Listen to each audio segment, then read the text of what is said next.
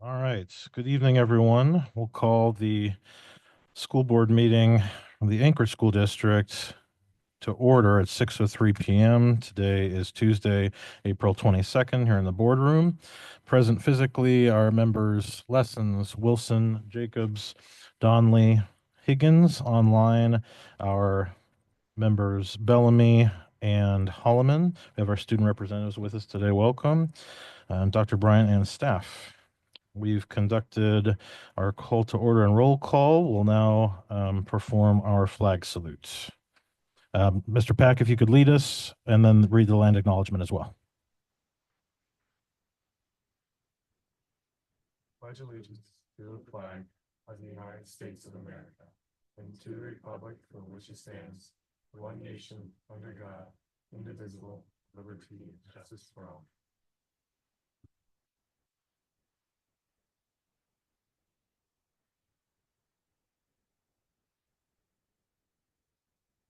We acknowledge that we gather here today on the traditional lands of the Dena'ina people of the Upper Cook Inlet. For thousands of years, the Dena'ina people have been and continue to be the stewards of this land. ASD is committed to diversity and inclusion, and it is with honor and respect that we recognize all Indigenous people who live and learn in our community.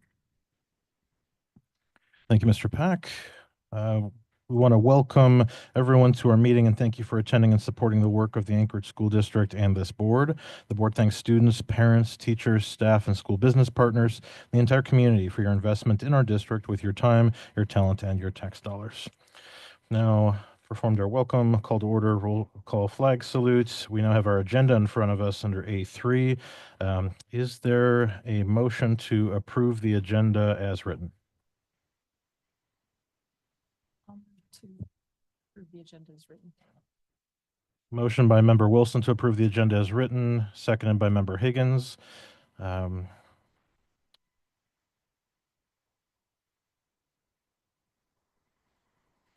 Any objection to opposing the agenda as written? Hearing and seeing none, we have an agenda. Thank you, everyone. We'll move on to reports under B1, our student representative report. Mr. Pack, the floor is yours, sir. Thank you, Mr. Chair. So it's with a bittersweet sentiment that I say that I have chaired my last SAB, our Student Advisory Board meeting last week. It was once again, another wonderful meeting. And to kind of reflect the summer or wrapping up the school year, we asked schools and their delegates what were their most proud moments from the school year. And they all gave things that they were proud of, but for today, I'm going to share a couple of their responses. Bartlett was most proud of putting on a basketball game for their Make-A-Wish student. Diamond was most proud of their football team being undefeated and winning state for the first time in 23 years. Henshu was proud of bringing their math scores up. Wendler was proud of their diversity assembly. West was proud of their sold-out performances of Hadestown. And King Tech was proud of celebrating 50 years of their school and just their dances. And so that just kind of tells me there's great things happening throughout our district and that students, despite, I guess, the tumultuous times, are proud of being in their buildings and being with their peers. And then we had Member Lessons speak to us. I want to thank Member Lessons for attending nearly every SAB meeting this year and I believe even last year. And she has been a wonderful point of contact and she keeps students informed about issues that are relevant to us in a way that is digestible. And we really thank you for that. And then this week is actually National Student Leadership Week. It's from the 21st to 25th. And so we just want to recognize all our student leaders in our district. And then especially our National Local Councils of Excellence winners, which again is Diamond Student Government and Eagle River Student Government, which coincidentally have the advisors who are the advisors of our SAB. We also had a democratic election of voting the best school spotlight highlight reel. So throughout this year, we had students film videos of them going through what their school means to them and kind of introducing their school to others. And we've had some pretty hilarious content, if I to be honest. And Diamond High School won this video. And I hope that some of the district can see it if Mr. Thim is interested. And then we have our Spring Alaska Association of Student Governments conference in Sitka. It'll be from this Thursday to this Saturday. It'll be my last OSOG conference, and I'm thrilled to be on the board and help facilitate that. And finally, our next SAB meeting, where I won't be attending, it will be somewhere around September 9th, from 10 a.m. to 12 p.m. And in that meeting, I pass the gavel over to our next president, and I think it's fitting that she can cover the last part of this report, which is covering one of the resolutions that were brought forth to the school board, actually, or to this district from SAB. All right. So back in fall 2024 at Alaska's OSOG, Alaska Association of Student Governments conference, Eagle River High School brought forward a resolution about allowing students to have credit by choice within the fine arts. So students would basically be able to use outside clubs or programs as an option to get these elective credits towards graduation. Now, this did obviously pass by OSOG, and from now in recent times, our advisor has followed up with implementing this resolution into the actual handbook for students to be able to follow. So here is an update on that. So it is followed up and approved, and we also worked with the Chief Academic Officer of ASD, Mr. Gustafson, and we want to give a big thank you to him because we know that we worked really hard to bring this resolution, but as well as our staff that works with ASD, they work really hard as well to make sure that student voices are heard, and we are super thankful that a resolution written by students is able to become into actual policy for our hardworking and talented students who do things outside of the classroom, like whether it's a school musical, a school play, whether they do music or dance or singing, anything like that, that they are recognized for their hard work and they are able to gain credit for it. But there are also some exemptions made for this resolution being implemented and some additional things, such as when students get their credit by choice, they will additionally need approval for it by an assistant director of the fine arts. And additionally, private music lessons will also be exempted from this credit. And lastly, the credit by choice fine arts being implemented will also mean that an OSA approved course for solo and ensemble will not be considered. But despite that, this still will be implemented and is still resolved. And we are just happy to be able to recognize these hardworking students around our district and allow them to earn what they deserve, which is that credit that they work hard for outside of school.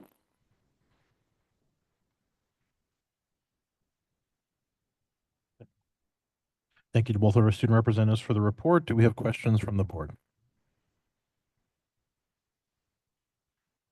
Not hearing or seeing any. Thank you so much. And Mr. Peck, congratulations on sharing your last SAB meeting. All right, we'll move forward in our agenda to our representative report. And I understand Ms. Adele Daniels is presenting tonight.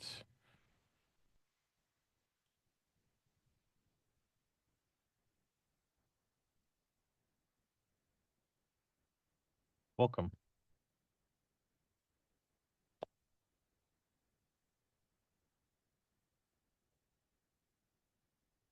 Thank you. Good evening. I'm Adele Daniels, J-Bear School Liaison. Colonel Hansen is unable to be here this evening, so I will be reading his comments on his behalf. Superintendent Bryant and ASD school board members. Tonight, I would like to highlight April being Month of the Military Child and say thank you for the school district's strong support of our military-connected students. Last week, I was honored to participate in the Alaska Purple Star designation ceremony, celebrating Greening Middle School, Chugiak, and Eagle River High Schools, and their culmination of hard work to be designated as an Alaska Purple Star school. Team J-Bear's children are in good hands because of your commitment to academic excellence and agility to meet every student's unique situation. Speaking of unique situations, I was blessed to spend 2 years at Ann C. Stevens Elementary School on Naval Air Station Adak, Alaska. There, I learned the term of endearment, military brat. We were proud of that label because it set us apart and pulled us together. As I reflect on that, I've concluded that BRATS is an acronym that reflects the unique life of a military child. B is for brave. It takes a lot of courage to walk up to a new school into a sea of unfamiliar faces. Bravery is not the absence of fear, but moving forward despite your fears. R, resilient. Getting comfortable with being uncomfortable from the upheaval of every couple of years and learning to grow within. Aware. Empathizing with every other new kid who arrives at school and bringing in and taking out new perspectives from different regions, countries, and cultures. T for transient. Military orders are like the wind blowing across dandelions, picking up the seeds and transporting them to who knows where. And S, sea to shining sea. Like seeds blooming wherever they land, thanks to especially schools like our Alaska Purple Star schools. As a token of JBER's appreciation, I would like to give you our official Month of the Military Child patch. We also have a few extras for anyone in attendance that would like one. You invest in our military brats day in and day out, pushing them to grow and thrive in the Alaskan frontier. You enable our military warfighters to deter our adversaries each day, and if deterrence fails, we are ready to protect combat forces and protect our homeland. Ready airmen and soldiers, ready base, ready community. Thank you for their time this evening. I have asked Ms. Sullivan and Mr. Brown for help with sharing the patches if anybody would like some. So yes, my coworker designed them. I think she did a great job. Thank you very much for the report. Thank you. And thank you very much for the patches. All right. We'll move on to our agenda. One other military reports conducted to the Special Education Advisory Committee, or SEAC report. We have Ms. Julie Fogy presenting, and welcome. And the floor is yours. Thanks. Yes, my name is Julie Fogy, and I've had the privilege of serving as the chair for the SEAC, the Special Education Advisory Council or Committee for the district this year. We have seen tremendous growth in our SEAC membership this year, and I'm really proud to say as a parent that we've had a lot more parent involvement. We've also seen new membership from more teachers and some of the therapists too that work with our kids in the schools. And I think that the enriching value of so many voices coming together has sort of fueled our collaboration efforts. And I think that, as I said in the report, and I'll skip over some of it because the mission is right there and in line with ASD's mission, but really it's about sharing ideas, identifying concerns, raising community awareness, advocating and advising the district on how we can best support our children with special needs. So to that end, I would love to get right to kind of the meat and potatoes of what we have covered as a community this year and just open it up for any kind of questions or discussion that you want to have. Our top goals and priorities really have been inclusion, training, and addressing staffing issues. So starting with inclusion, that's such a hot button word and it can mean so many things, but I think that there's a huge push, especially among parents, to have a more inclusive environment for our students. And I know that that's something that the district is committed to as well. But we would love to see data collection to look at the numbers and the percentages of inclusion per school, as well as the numbers and percentages of teachers trained in inclusion within general education. And I think we're also curious on how we're equipping, tracking, and incentivizing schools to really increase inclusion in meaningful ways. That brings us straight into training, because training is really asking for there to be a mandated training for all of our general education teachers, because it's not really fair to expect them to include students who have special needs if they don't have the tools to do that. So how can we come alongside and equip them to really do that meaningfully? Right now, that training exists in the summer. So teachers have to come in sort of in their vacation. They get paid for it, obviously, but it would be really incredible if that could be part of the time leading up to when students arrive, because really it's going to be fresh on their minds and they'll be able to meet the needs of those students as they come in and out of the classroom. Addressing burnout and staffing shortages, especially as they pertain to special education, which, as we know, is so impacted and also so hard to get subs for, because if you're in a life skills classroom, for instance, you deal with a lot of things that most substitutes might not feel equipped to handle. So really making sure that we're retaining the staff that we have is just so important. And I've had the privilege of speaking to many of those teachers, many of those paras, and I think that there is real room for growth and opportunity to hear from them more candidly. I wonder if there would be opportunities for very simple surveys to be sent out to the staff so that we can learn from them exactly what they need and what they feel like they're getting right and what they could use more of. I know that many of the teachers in the special education department that I've spoken to talk about the trainings that they're mandated to attend that aren't really relevant to what they're doing. So if you think about the PLC days, if you think about a lot of the things where they're pushing out curriculum, it might not line up with what their needs are, and they're having to kind of squish their time in other ways. So that's just one example, but I think really hearing from the teachers what's working, what do you need, what do you crave, would be great. And if they could do it in a way that feels really safe and anonymous, even better. I think that's something that I've heard sort of across the board. The next question was just asking how we are partnering as a committee with parents and other community partners and stakeholders.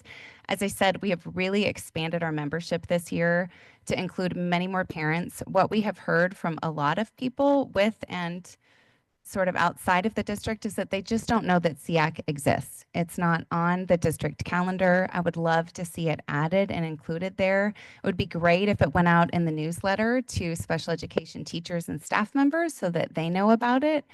And to that end, I think the way that the district has the opportunity to communicate not only with its staff, but also with its families, just leaves so much that we can still change. I think that it's a very hard time for education right now. I mean, today was a hard day for education right now. I don't think everyone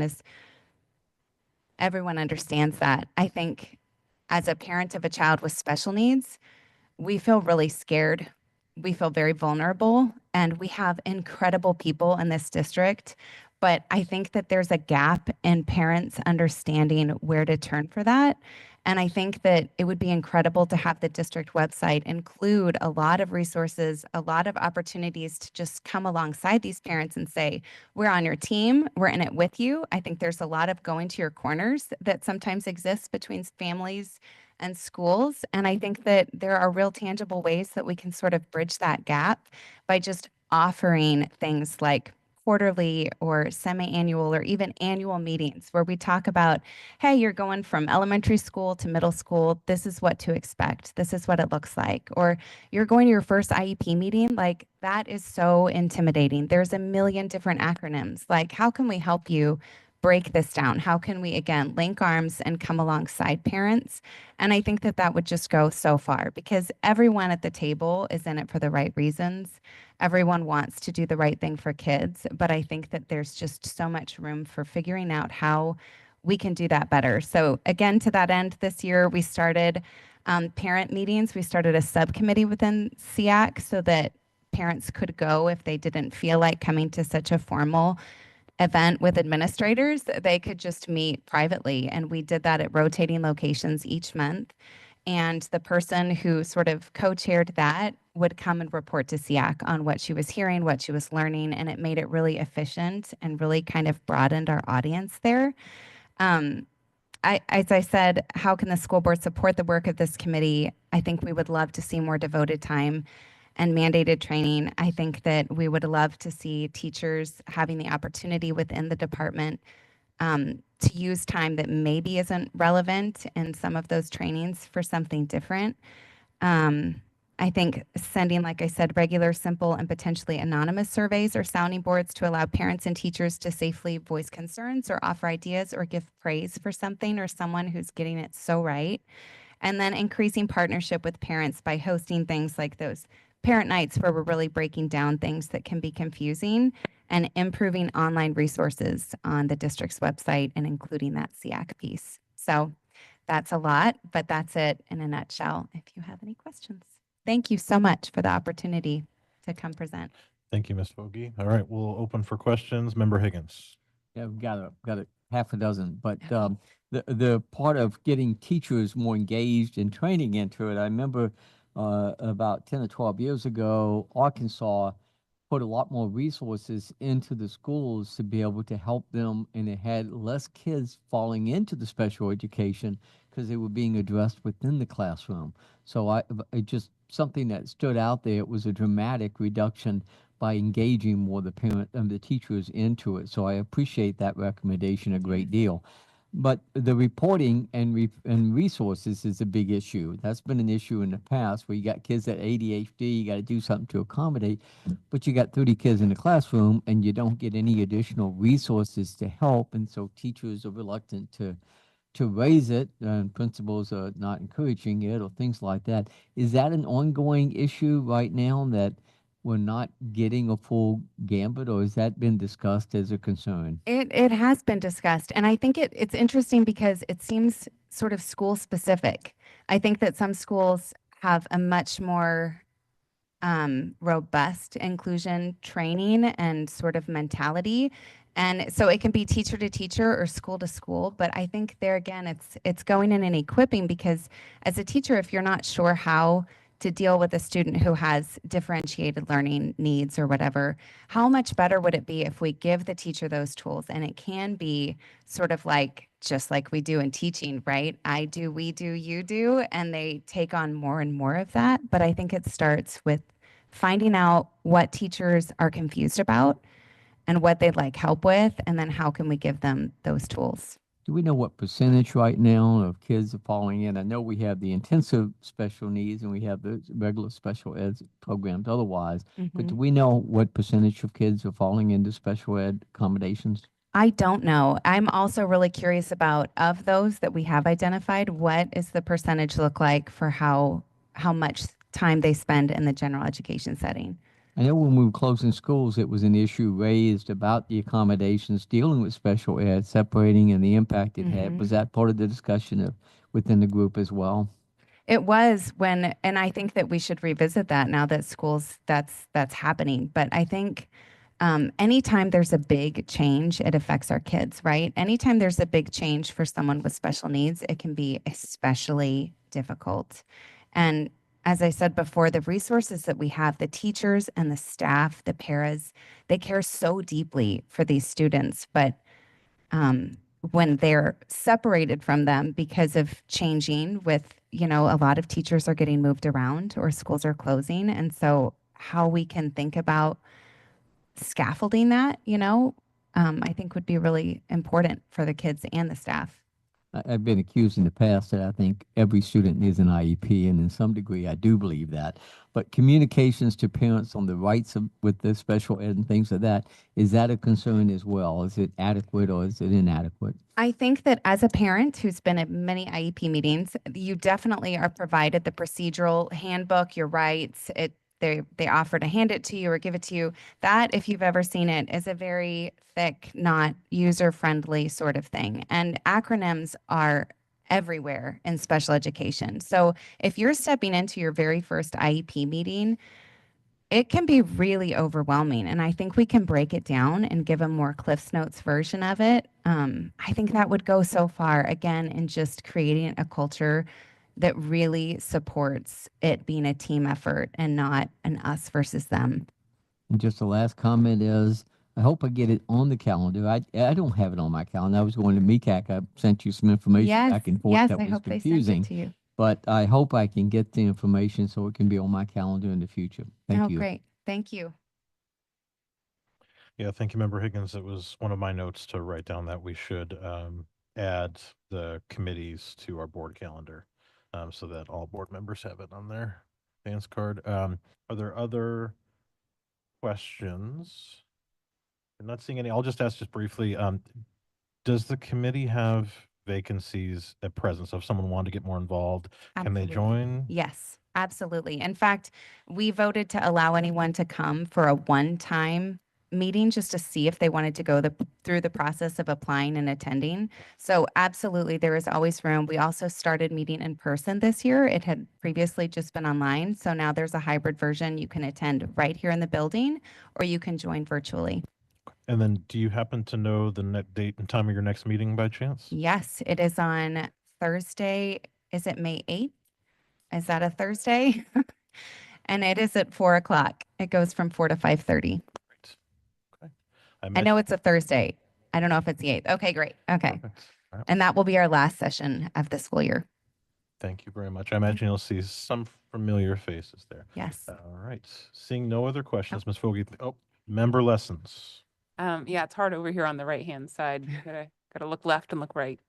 Um, I guess that maybe this is a question. So one of the things that, what I'm hearing is that there is interest and likely need for improvement in teacher training, which I think raises questions about, what does special education training look like when teachers are going through their, formal training? Mhm. And then of course what I think I hear is district specific or school specific training. Mhm.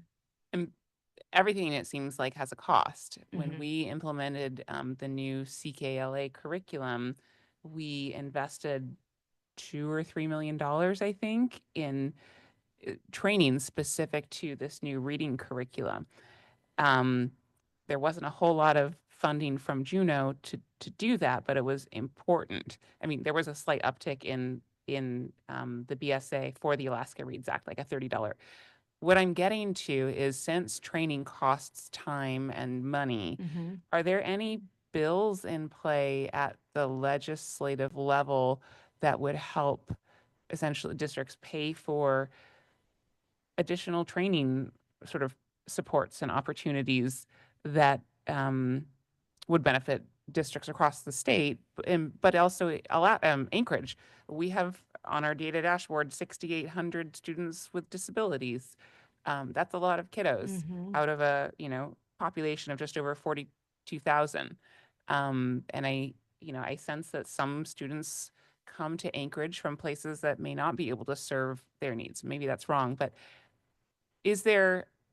are there bills at play at this point in time in Juneau that would help ASD pay for additional training? And I don't know the answer to that, but I will say my understanding is that the training is already a part of what we have at our fingertips. It is offered. It's just that it's offered outside of the training times. And in one case, I had a teacher who's a special education teacher who said she couldn't attend it because she had to go to a different mandated training at the same time. So I think it's more than needing to invest financially, it's needing to invest with time, with like calling it a priority, because there is such a high number. And because if you speak candidly with our special education teachers, they are exhausted. They're running a million different things at once. And it's a beautiful and also a tough population to work with at times. So the more we can learn from what they already have to teach us, even within the schools, some schools get it so right when it comes to what this looks like in our district. So how could we learn from them and then use that to model and mentor other schools? I think it would be a really interesting thing to look into.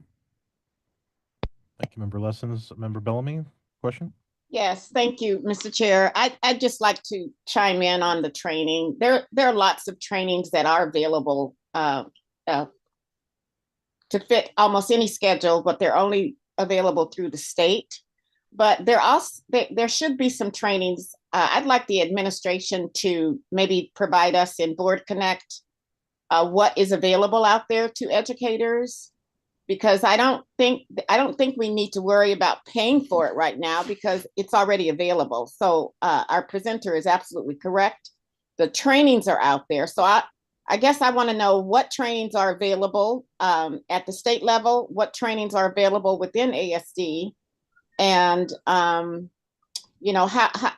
just a little bit more information on how the training can be accessed, because I think it's all virtual. We don't have to pull people out of class or do it on a specific in-service day. but somehow I don't even know if we're monitoring that kind of training anymore, but I know it's available. Maybe we can just start there and try to figure out where, what's available and how to access it and get that information out to principals and staff. So if I could put that request in maybe for a board connect before the end of the year, that would be great. Thank you. Sounds like Dr. Bryant is in agreement with accomplishing that request, Member Bellamy, so thank you. Are there other questions before we move on? Great. Thank you again so much for the presentation Thank and your you work. so much. Yes.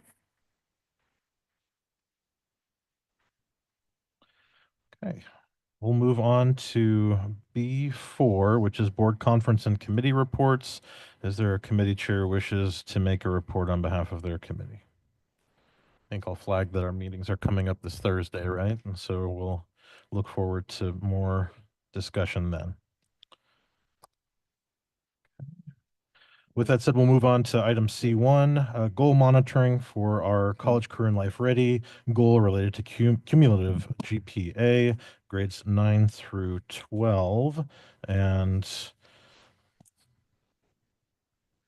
correct. Okay, great. So we're moving past the technical report tonight and actually engaging in discussion. So I'll read our standard script, which is we are now going to have our goal monitoring conversation on the technical report that was given to us at our last meeting. Tonight, our conversation will focus on college career and life ready, or CCL goal 3, and interim goal 3.3. The goal is the percent of students graduating college, career, and life ready as measured by four-year graduation rates will increase from 81% in June of 23 to 90% in June of 28. And interim goal 3.3 is cumulative GPA, which is the percentage of students in grades 9 through 12 with a cumulative GPA of 2.7 or higher will increase from 55.94% in June of 23 to 70% in June of 2028. I want to confirm that all four components of the monitoring report are present. The report clearly shows the following: that what is being monitored and is focused is on a specific goal and interim goal, that data from previous reporting periods, including the current reporting period and targeted reporting periods, are present, and the superintendent's evaluation of performance is also present. With that said, we can start moving towards questions, and I'll just start on my right. Member Lessons, do you want to start us off with a question? I do have a question, but actually this is a comment. This is just at a high level, the past week has felt like a lot of whack-a-mole with inaccurate information coming out by legislators. And one of the comments that really surprised me was that there's a lack of transparency in ASD. And I thought, wait a second, we're going to be doing data monitoring again, which we do at a lot of our meetings. We talk about how well our students are doing, and we often talk about the resources that our students need to do better and how we align those resources. So thank you for having an excellent opportunity to have transparency in ASD yet again. So I appreciate this chance to have a conversation about how we're doing with our adopted goals, monitoring progress. Okay, done with that, beating the dead horse. I guess the first question I had reflects something that caught my eye in one of the internal on the radar presentations recently, communications, which maybe it was given to the principals, to my memory, and it sounded like the administration was really digging into some of the whys behind student grades. And what caught my attention was that I think you guys were looking into sort of chronic absenteeism and grades. And that wasn't necessarily in this report, but it seemed really interesting. So could you talk about that a little bit? Thank you. Board Member Lessons, what a great question and observation on your part. I have the data set here. I think this is the one you're referring to.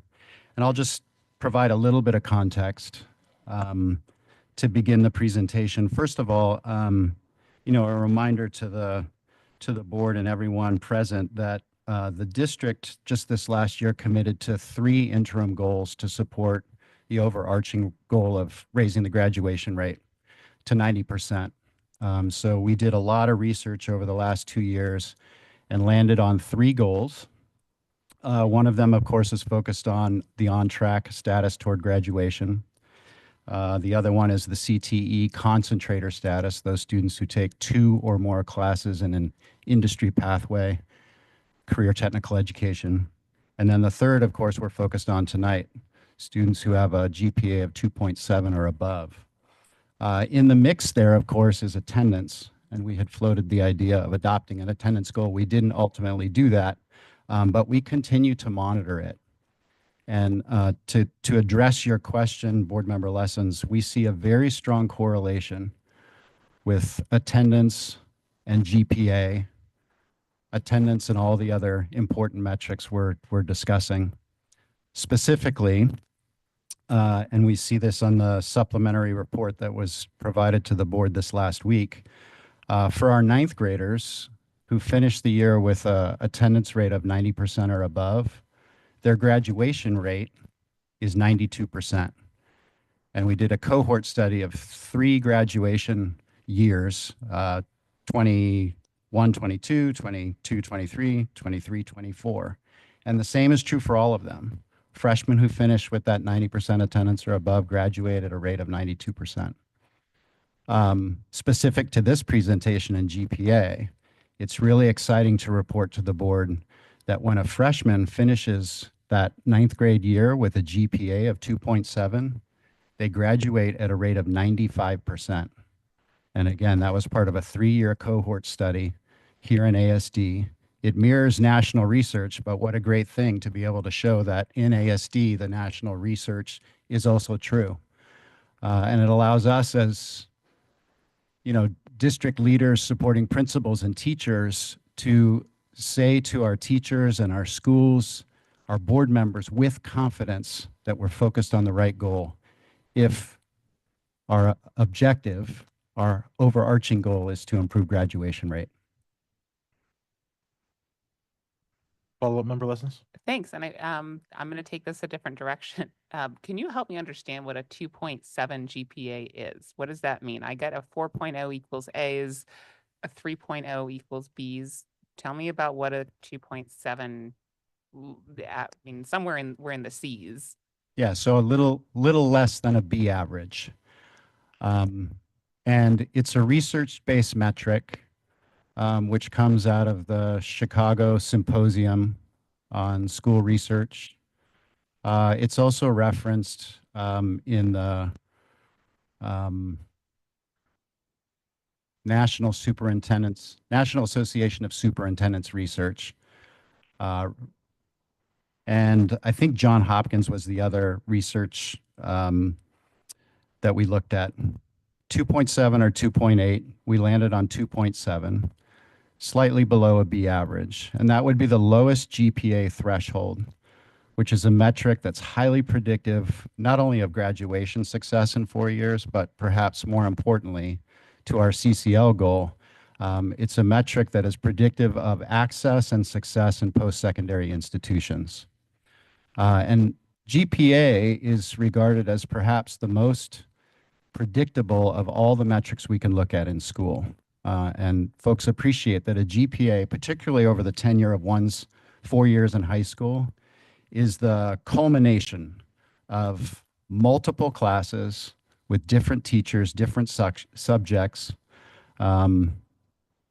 students accessing different knowledge, demonstrating different skills, working with teachers who have different grading philosophies.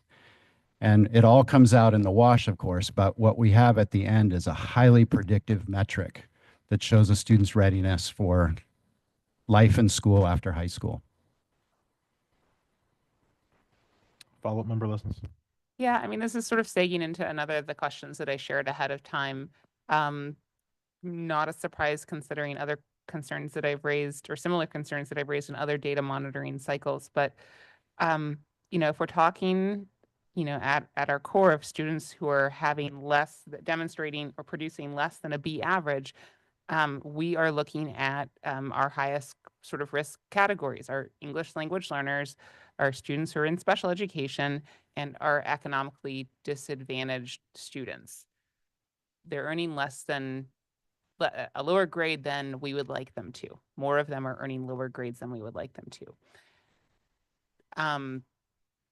I guess I have a suspicion from a general sense that there's some struggles with literacy and numeracy I could keep talking. I'm trying to serve you up an opening to say something profound.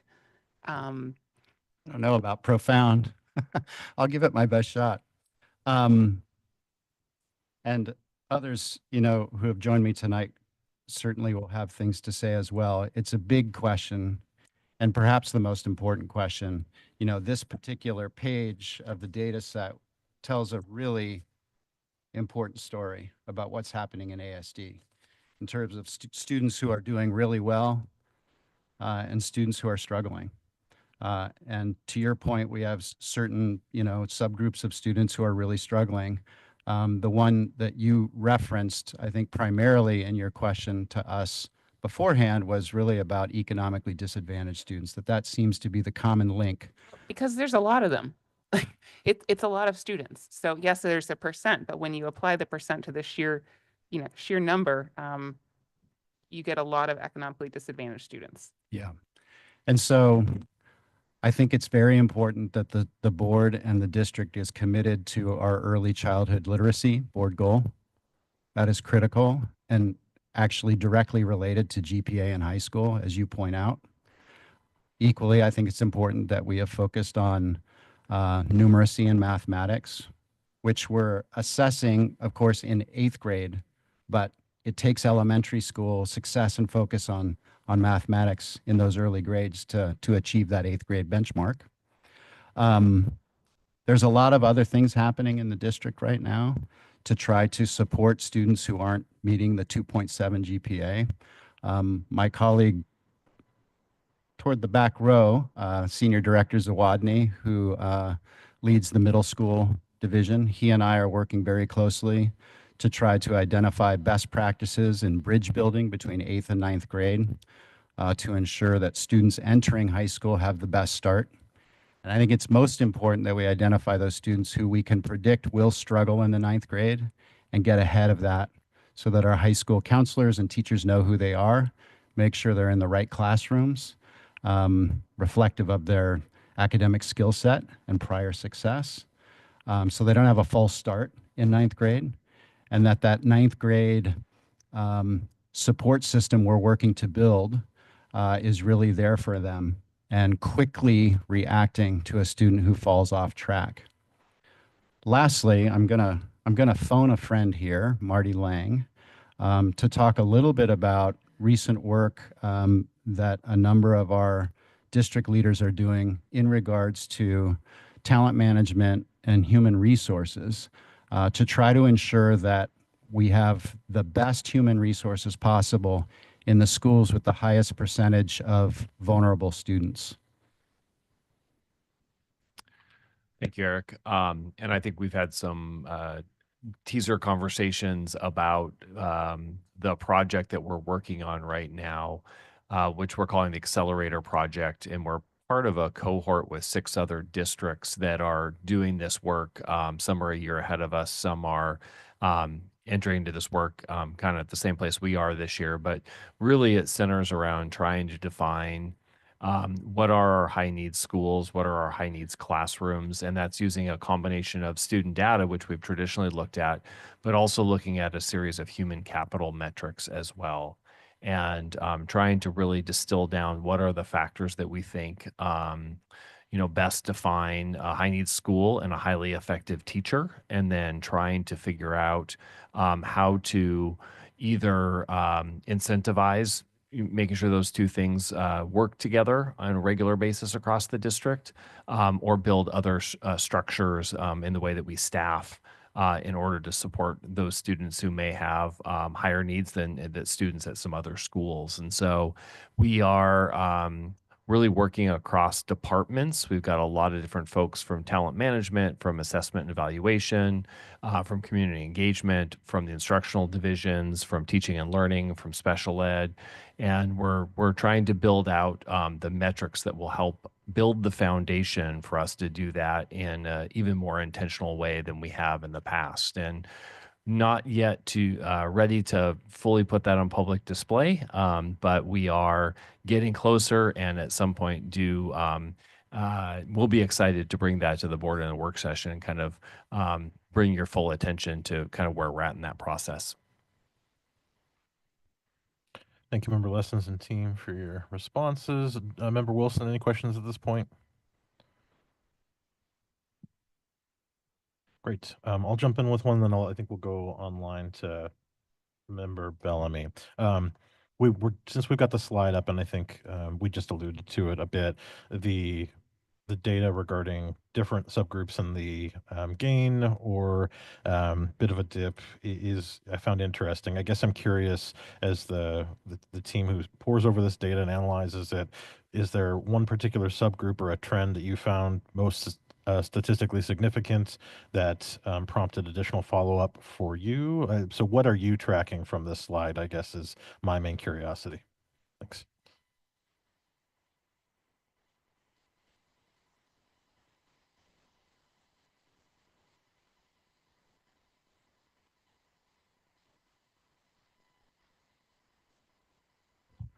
Yeah, so thank you, Board Member Jacobs, for the question.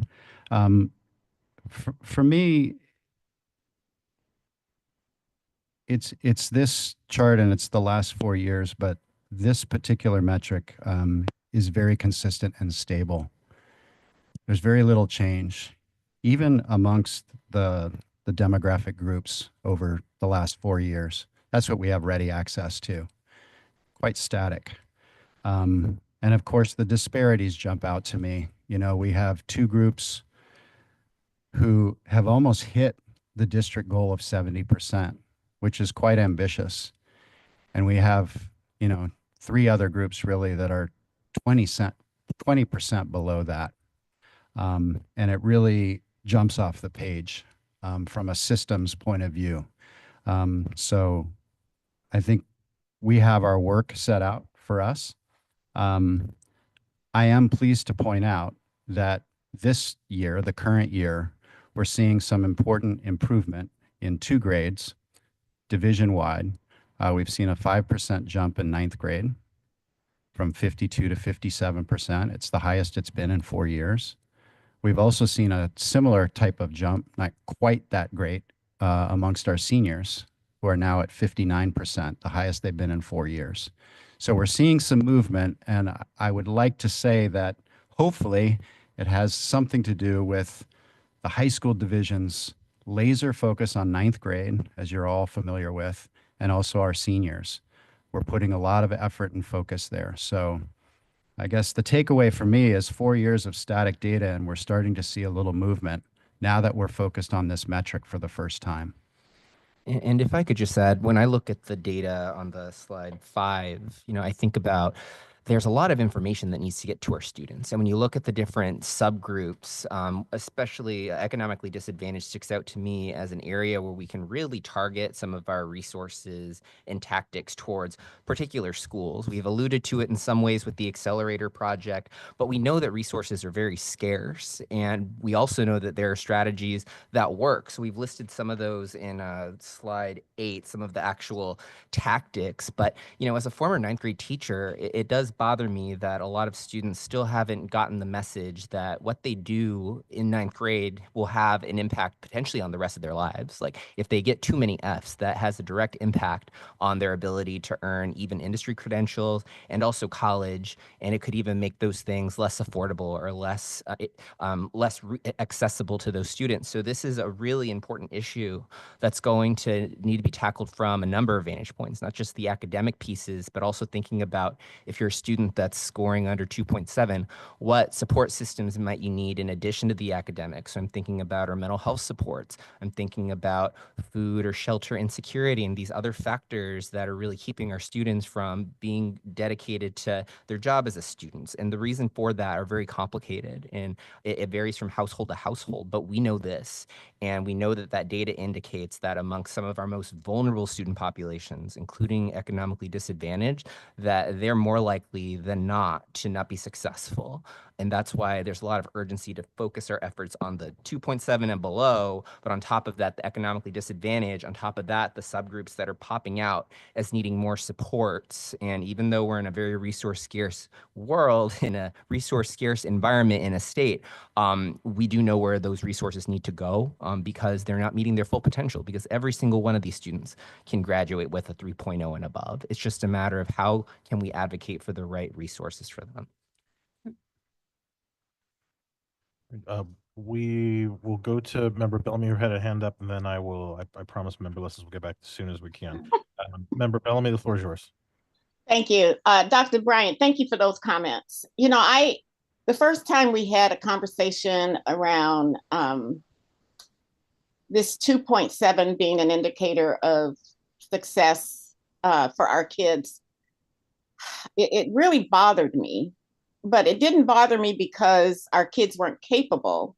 It bothered me because, you know, I'd already imprinted myself with a 4.0, right? That's the rate of success for that we need to get our kids. But all of our kids are not going to get a 4.0. They're not going to get a 3.5. There will be the exceptions, and I think we will see success all across all of our demographics, but it's going to look different. And I think this is one of the ways that it does look different. Now, I don't know if a 2.7, I don't know how we guarantee that a 2.7 is a 2.7 at every single school. I don't know how to figure that out, but I do think it's reasonable for us to have a metric that we can look at and say, if we can get our kids to this level, they can go much higher, because that's how I look at this. If we can get our ninth graders, if we can transition our kids from 8th grade to 9th grade with a strong sense of, success and what that looks like, we struggle. I mean, my kid, I was a 2.5 high school graduate. I didn't become a 4.0 student until I literally was in graduate school. But there were opportunities for me along the way. So I don't want us to look at our metric and make assumptions that it's too low, because I don't think it's too low. I think it provides us with a way to provide more opportunities. And I also think it meets our kids where they are. A lot of our kids, we're not going to give up on them, but we absolutely need to have a way to start this conversation. So I'm not as freaked out as I was about the 2.0, the 2.7 GPA. In fact, my sorority, which is an international sorority, that is a cutoff for our scholarships. Do we get kids with the 2.7 to apply for our scholarships? Yes, they apply. Yes, they go to school, and yes, they are successful. So I just want to caution us to just not see that as some kind of deficiency. So, and I guess I had several questions. Some of them have already been answered, but the one on grading consistency, I think how do we know when we move from school to school, program to program, teacher to teacher, how do we know what is consistent about that 2.7, and how do we know that kids are hitting that?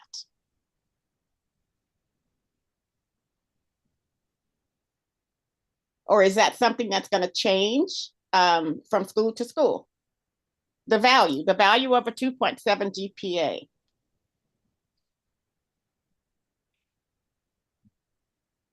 That's a really good question, Member Bellamy. And you also sent in another one related to, how do we know what a 2.7 means? And is there a correlation between students' GPAs and their scores on our Alaska state assessments? And to your point, yes, in general, within the Anchorage School District, we do see a positive correlation between a student's grade point average and their performance on state assessments.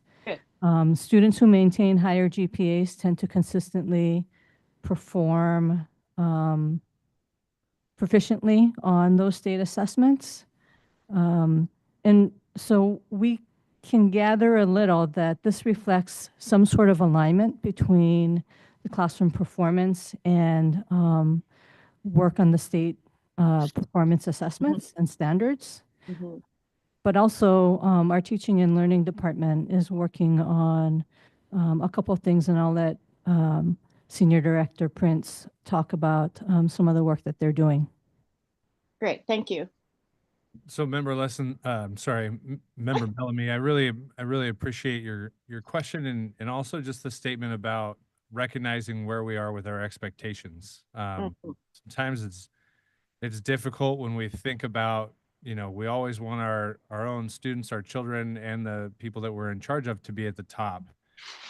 Think kind of globally, like a 4.0 is that exceptional mark. You're meeting and exceeding all expectations in everything, every class you've ever done.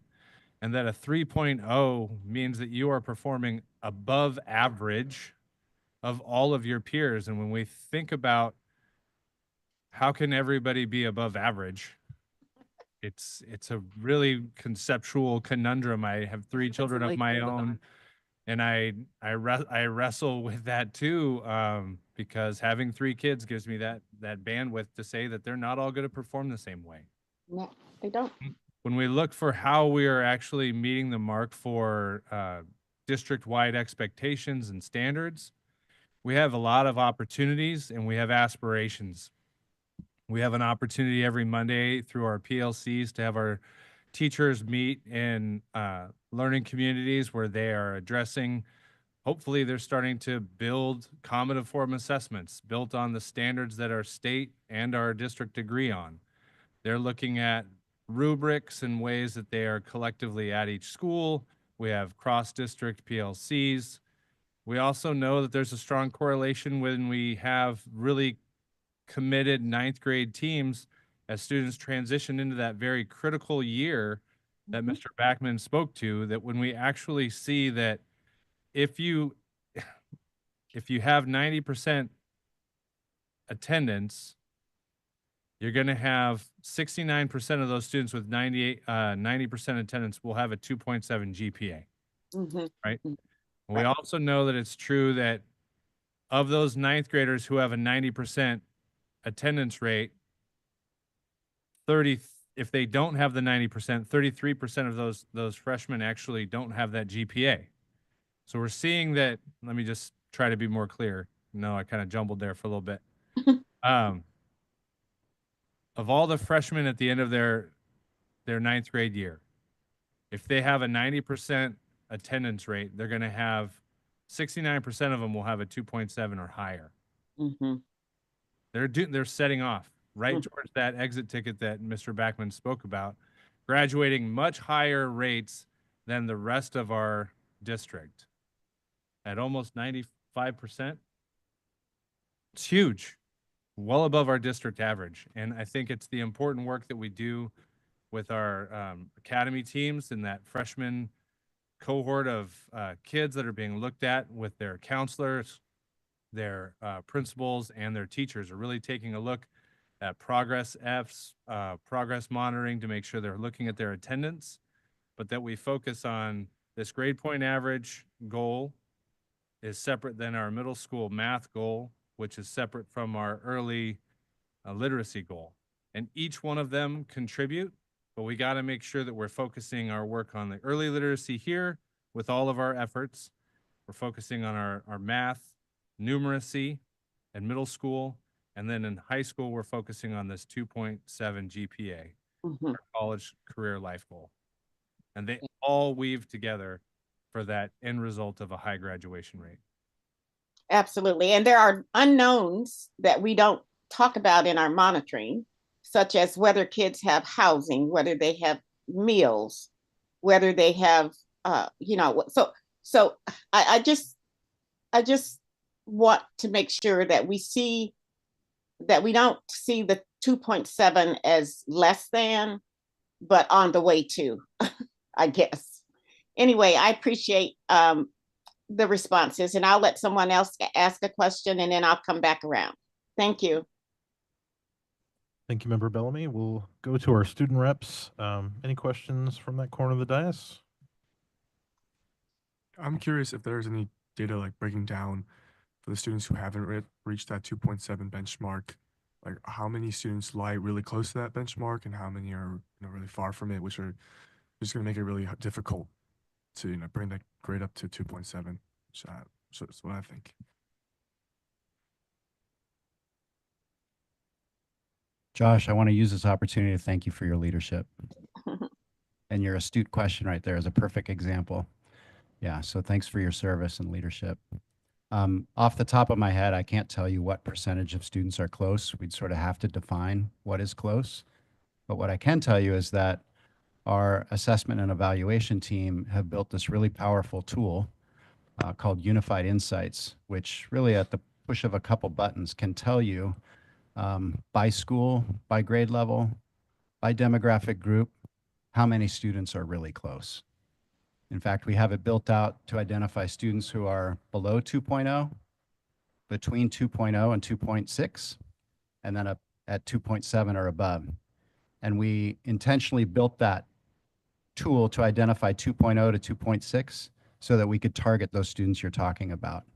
And again, this is in the hands of our teachers and our counselors and our administrators so we can identify those kids and give them the support they need. Great question. So thank you. All right, Member Donnelly, any questions? Thank you, Mr. President. I think graduation rates and success in academics is definitely worthy of the priority, this priority. But as originally envisioned, the Life Ready portion of this, one of our 3 top goals here, which is career, college, career, and Life Ready, was intended to be more than just academics. As it used to be articulated in this as a subcategory where we identified personal finance as something we wanted for our students to graduate with the ability to have some sense of personal finance. At one point, the board decided to remove that because it had been incorporated in the curriculum, but we never replaced it with any other life-ready goals, some of which originally were envisioned to be water safety, ability to swim and survive. We have more lakes than any other state. We lose people to drowning every year.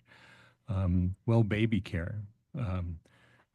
Statistics that most recently I was aware of is we do great in hospitals getting the babies home healthy, but after they get home, our state's one of the most dangerous places for babies, percentage-wise.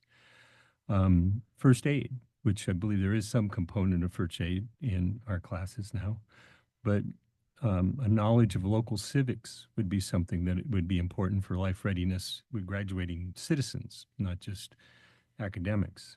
Work ethic. I remember one of the meaningful things in a classroom situation I saw at the Kotzebue Technical School was they had whole classes just focused on showing up at work on time and how to manage your time to be a productive employee and employment and job skills. I really wish we had more of that contained under Life Ready because the graduation rates, I think, relate to that, but they also are clearly more very related to college and career readiness also. So I'm hopeful that some of those other concepts are going to get rolled into here. I think the only way that personal finance got adopted was because it was specifically in here and then got rolled into the curriculum. And that's good because that's what I was originally championing as the first step. But I regret the fact the board hasn't chosen to add any of these other life-ready skills to the list here because without being specifically added, I'm concerned they're not getting addressed as much as our students need to be life ready when they graduate. So, Member Donnelly, I'm going to infer that there was a question there. and just start talking on my own accord. I appreciate all the things that you said there. I think that there are avenues and approaches that we are taking in the classes that we're offering our students that are addressing those very concerns.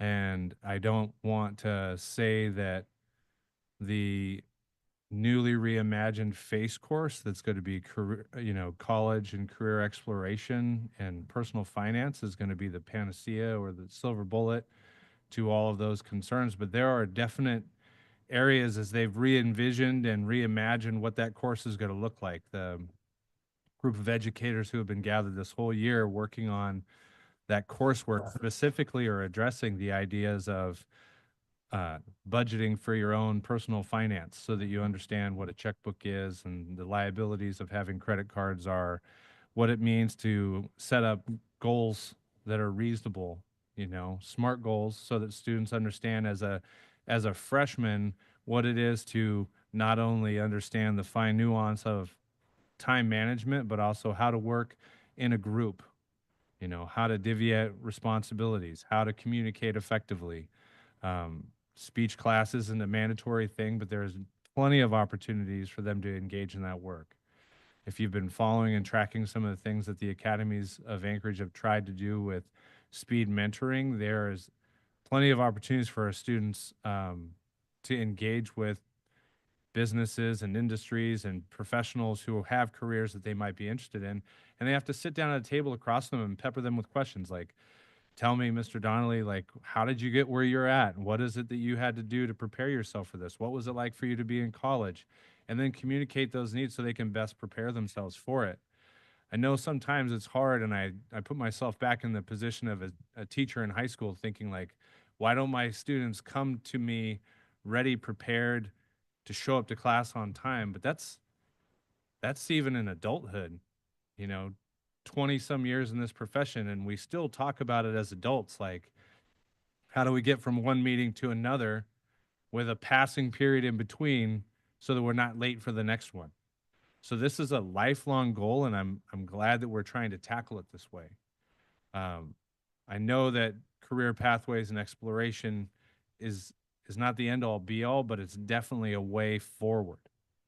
So I'm excited to try to answer those questions when we refine these classes and we explore more opportunities so that every student at every school has that opportunity to get that baseline. We saw pockets of excellence, but I think really adding this across the board is going to be it's going to raise all boats. And it's going to offer us a more, fair and balanced approach to the education we provide for all of our students. Well, I really appreciate that. And I just don't want to see the concept of life ready reduced to only academics. Absolutely, because the last time I checked, no one was checking grade point averages to participate in a sports league for an adult pickup basketball game. Thank you, Member Donnelly. We'll go to Member Lessons. Thanks. This is a hybrid of building on your question and maybe building on part of a question I submitted ahead of time. This report is about 9th graders through 12th graders. But one of the things that I've become familiar with in looking at our dashboard is actually 8th graders fail courses more than anybody else, right? If you look at the rate of failure. And we're not talking about failure per se, but my guess is that there may be more Fs among students with 2.7 and below GPAs than above. So it's some kids who are struggling, right? And what I guess I see in the dashboard is that students are struggling in middle school, and it builds in 7th grade, and it builds even more in 8th grade. And then something happens, and maybe they get a new bit of wind in their sails, but there's still a lot of students struggling in 9th grade. And I'm also speaking as the parent of an 8th grader and the driver of a middle school carpool. And there's a lot of time management that goes into welcome to middle school. You're moving from one elementary teacher and a specialist, if we can afford them anymore, to seven classes in a day, and you're juggling what this teacher asked and that teacher asked. And there's a lot of life ready skills that are being asked of our students when they enter middle school. So, I mean, I think that life readiness is happening throughout the journey. And I guess I would raise my eyebrow a little bit to say that we could just teach life readiness in a class, because I see life readiness as really being learn to play nicely in the sandbox is an early life ready skill. So it's a longitudinal project. Where's the question? All of this, I guess. How are we incorporating middle school student outcomes and trends that we're seeing in a project to look at high school student GPAs beyond that transition period? I mean, are middle school students incorporated into a broader look at improving our student outcomes?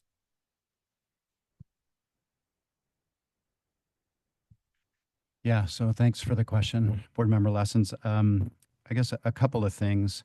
I think that ideally, and I'll draw upon the graduate profile that we created as a district, which I think is a really powerful document that speaks to some of the concerns that you've outlined, Board Member Donnelly.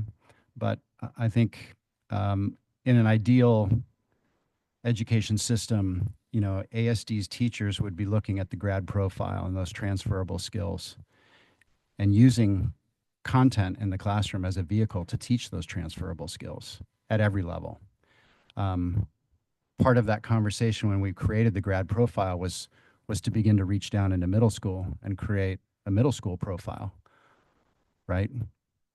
How do we identify those skills and attributes and mindsets, if you will, that will lead to success in high school, the middle school profile? I think it's also important to note that we have in Data Dashboard a platform set up for GPAs of middle schoolers.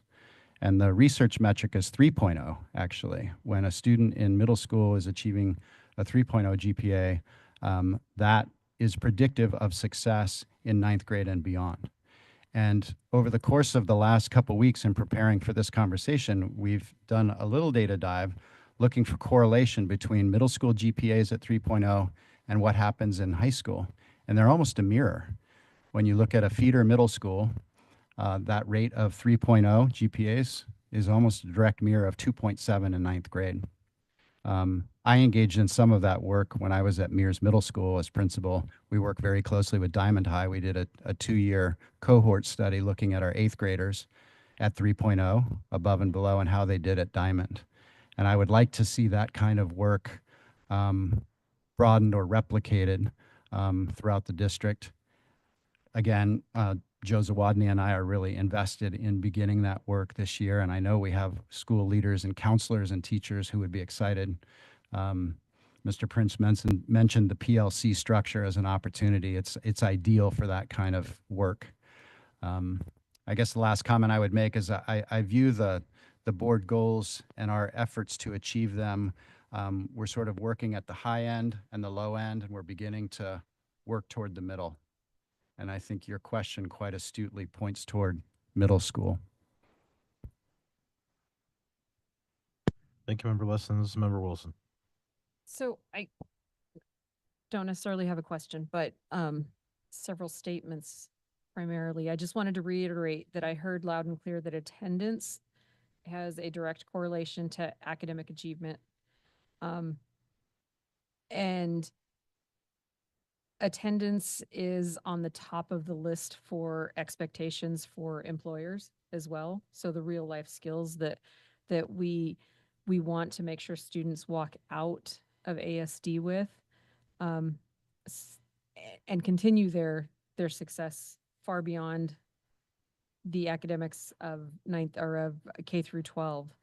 And to Member Donnelly's point, there are many ways for students to learn skills that turn those students into successful, well-rounded adults. And I'm going to go back to the budget because it's very frustrating that as a board member, we have to sit here and decide the many ways that cutting athletics, cutting all of the things we have to cut if we don't get the BSA increase are all really important things for these students to become well-rounded adults, to learn success. And again, I didn't have a question, but multiple comments about the importance of attendance. Our kids need to show up in order for them to learn. And we need to have the potential to provide multiple experiences for them because not every child, as you very well know, not every child learns the same. Not every child is engaged in the same academics. But a lot of the extracurricular activities, a lot of whether it's sports or arts or all of the different things that we have to look at cutting first are what brings our kids to school. It's what they get excited about. So just a little bit frustrating kind of evening having to want to talk about the future success of our kids while we're taking those opportunities away. I'll jump in with a question. I am curious about the implementation stages, and I think I know the answer, but it doesn't necessarily mean anything. This goal, what I think I understand is it's relatively new compared to our others, which is reading and math have been and proficiency gains have been a focus, whereas the GPA goal has, as Member Donnelly alluded to, been relatively new.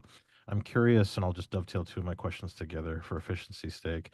Do we think that the relatively new goal relates in any, and the implementation stages being more rudimentary in nature, relates in any way to the slight dip we saw this year in the number of students who met the criteria?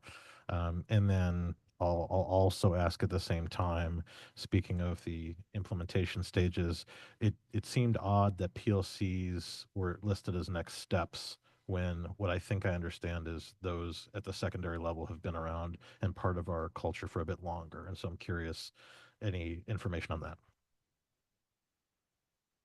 Yeah, thanks for the question, Board Member Jacobs.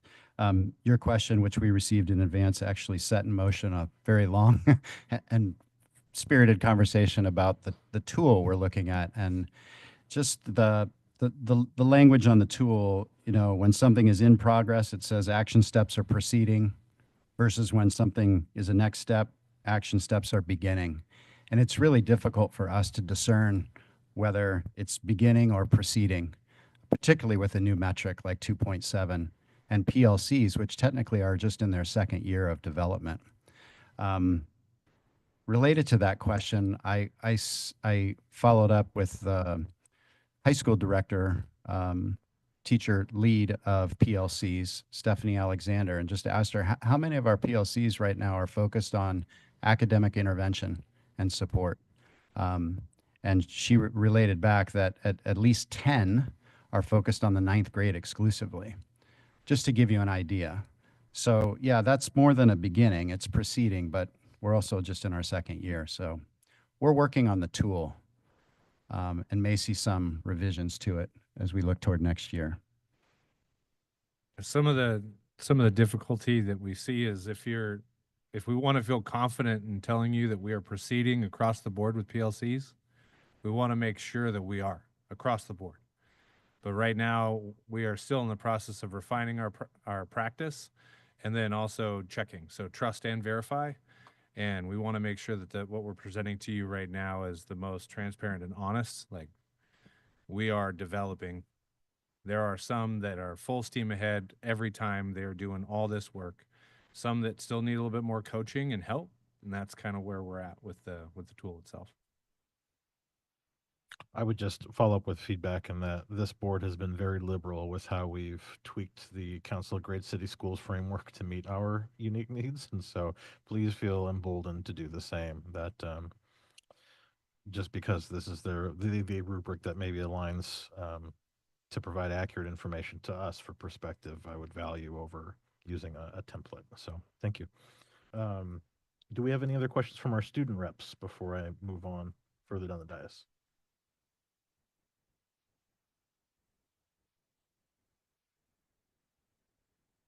So referring back to the actual data of these students that are participating in this set, I look at the statistics, for example, of Alaska Native students, and I see obviously that there is an entirely huge gap between those of other students of different ethnicities, being that in June 2022-23, that it was about 30% of students that had at least a 2.7 or above, and only went up by 2% in the next few years. And so as frustrating as those statistics seem to stay at those levels, and I know the school district is always working to help benefit these students. I mean, we are a very diverse district, and so I think we have many students who identify with this culture and ethnicity. It's very important that we continue valuing it the way that we do. But I wonder if there are any more motives or goals of helping these students, such as our Alaska Native students who obviously seem way differentiated with their GPAs than our other students. Like, how can we help them more? And are we already doing that? Because I know as a diverse district, this is definitely something that means a lot to us with many students who identify in that way. Really appreciate that question. 3 of the students in the Anchorage School District that are Alaska Native are my own children. So it's near and dear to my heart. And what I think that Mr. Backman spoke to earlier that is really on point is we have the Huey system, the Unified Insight system actually gives us an opportunity to look at who the students are in a very specific way and pay attention to that group, whichever group we might be looking at, like for attendance or grade point averages or progress Fs. And actually, I'm sure that if you think about your own experience, it could have just been a conversation with a caring adult in the building that came by and said, hey, notice you're missing a few assignments. Can you get that? Just being seen a little bit by some other caring adult in the school can make a huge difference. When we have that tool being used on a regular basis, it again, the grass is always greener where you water it, not always over the fence, right? So what we pay attention to is what grows the most. And as we continue to refine our practices and our methods to find the students that are falling between the cracks or not being seen, we're going to get better at this. And when we talk about the difference between 30% and 32%, if you look at those numbers, we're talking 36 students, right? And I always think about every student's life matters, and that's 36 students that are getting raised up. And as we continue to raise them up, that percentage is going to grow. And it just is a matter of each caring opportunity we have to talk to a student in the hallway, in the classroom, in advisory, during a sports match, when you're trying to get kids involved in activities, those caring adults that are constantly looking and nurturing, the constant gardener for the Anchorage School District, it's going to make a difference. It just takes time and attention, right? So thank you for that. All right, Member Donnelly, any other questions? Member Donnelly, that was for you. Any other questions? Okay. Member Higgins, any other questions? Yeah, well, thank you. Yeah, I remember 15, 16 years ago, the board got really focused on graduation rates. And when they did so, there was a little bit of pushback from the schools because the teachers were under pressure to try to help these kids that weren't being successful. Dropout rates were 6.5%, I believe. Graduation rates low 60. And the board pushed hard to go faster. And some of those took that as we got to pass people. And the other people took it more appropriately that we've got to recognize kids at risk and we have to help them. And that's what they did. So I don't know whether or not you've got staff pushback or not on this, or giving a B rather than a C. I'm sure those issues will be in people's minds, and I understand. You know, at the end of the day, I was happy because we still got the graduation rates up. The kids that had the higher, that got through school has a better chance. The changes their future, it changes their kids' future, future generations. Graduation rates contribute that much. So I know there can be some issues associated with this, and I don't know whether you've gotten feedback on that or not, but I don't mind. I'm supportive of pushing the issue of encouraging teachers. You have to help the kids that need the help. Yes, you do have a goal of trying to get them up higher. You're not leaving it up to the child by themselves, and it makes a difference. So I am concerned about the differentiation between looking at the different groups and all, and what we need to do. But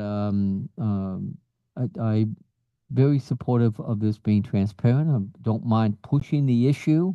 I know there's can always be concerns in regards to that, is what's average, what is not, and all the other issues with it. I mean, if everybody's above average, what does average mean? Doesn't mean much, does it?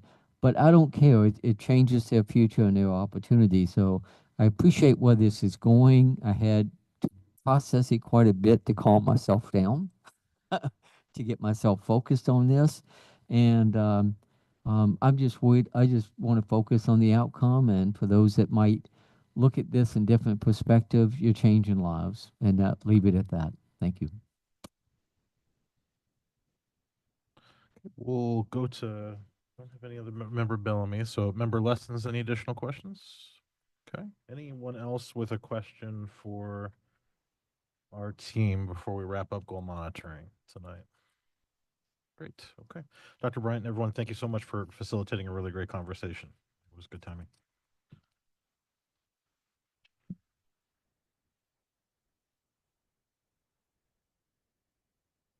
Right.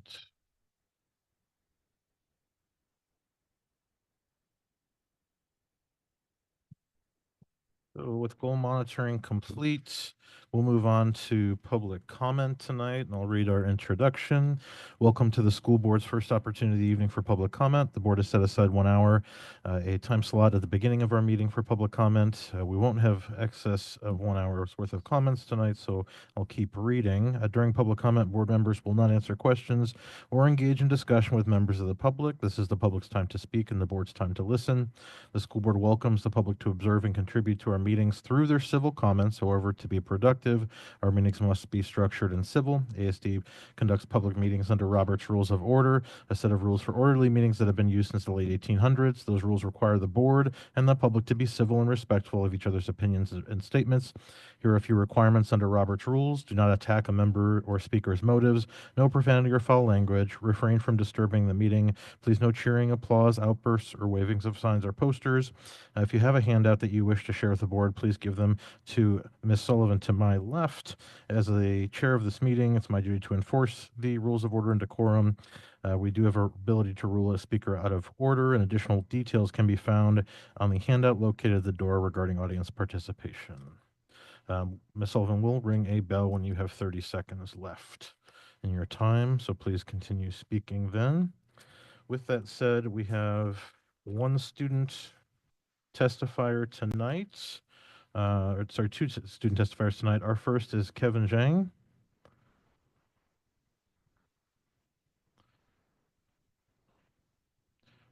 Welcome. You have 3 minutes. Please begin when you're ready.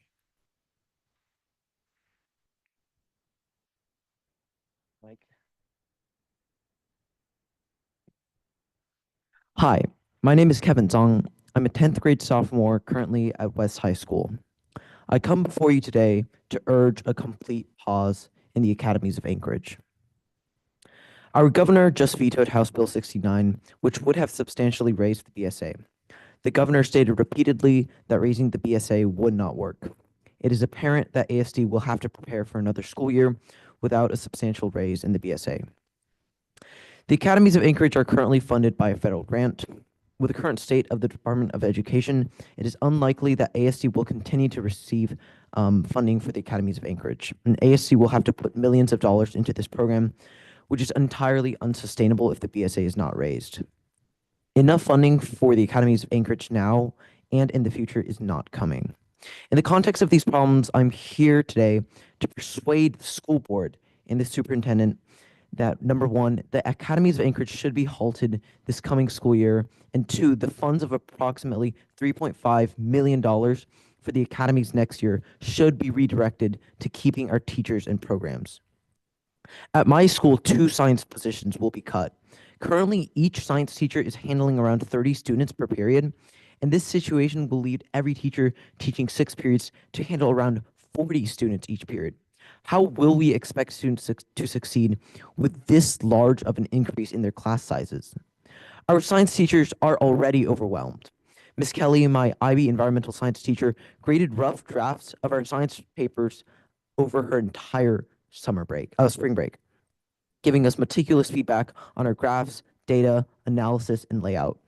She just finished grading over 32,000 word science paper final drafts, and my period just took another test today. Ms. Kelly has 4 more periods of biology that she has to teach and grade as well. How do we expect teachers across the whole district who already face situations like Ms. Kelly to grade 30 to 60 more tests each time they hand one out? How will great teachers like her still be able to give good feedback to every student? The school board should be putting the year 2 funds toward hiring teachers instead of the academies and keeping them there. The academies of Anchorage are supposed to increase graduation rates and ensure that every student succeeds. Moving forward with the academies will only increase the student to teacher ratio drastically and ultimately be detrimental instead of beneficial. This will negatively impact not just a class, not just a school, but the entire district's students and teachers. I urge every one of you who has the power to decide to put all our students and teachers first and seriously consider stopping the academies. Thank you. Thank you for your testimony. Our next speaker is Katrina Nelson.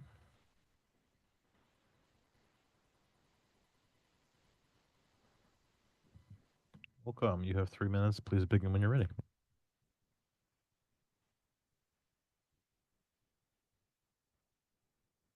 Mic working? All right, great. Hello, my name is Katrina Nelson, and I'm a freshman at West Anchorage High School. Today, I'd like to emphasize the importance of programs being cut, with HB 69 being vetoed, and why we need to prioritize these programs over programs such as the academies. There's no other way around it. There's no other way to say it.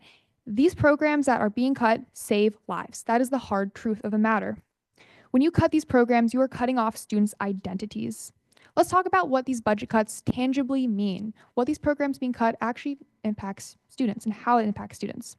First, the arts. Anchorage schools have some of the best art programs in the country. Ask any artist in ASD, and they will tell you that art has genuinely changed their lives.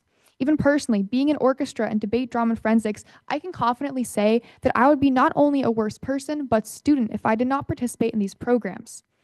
The cuts that ASD is facing would butcher theater, choir, and countless other artistic programs. There are hundreds, if not even thousands of students who would be affected.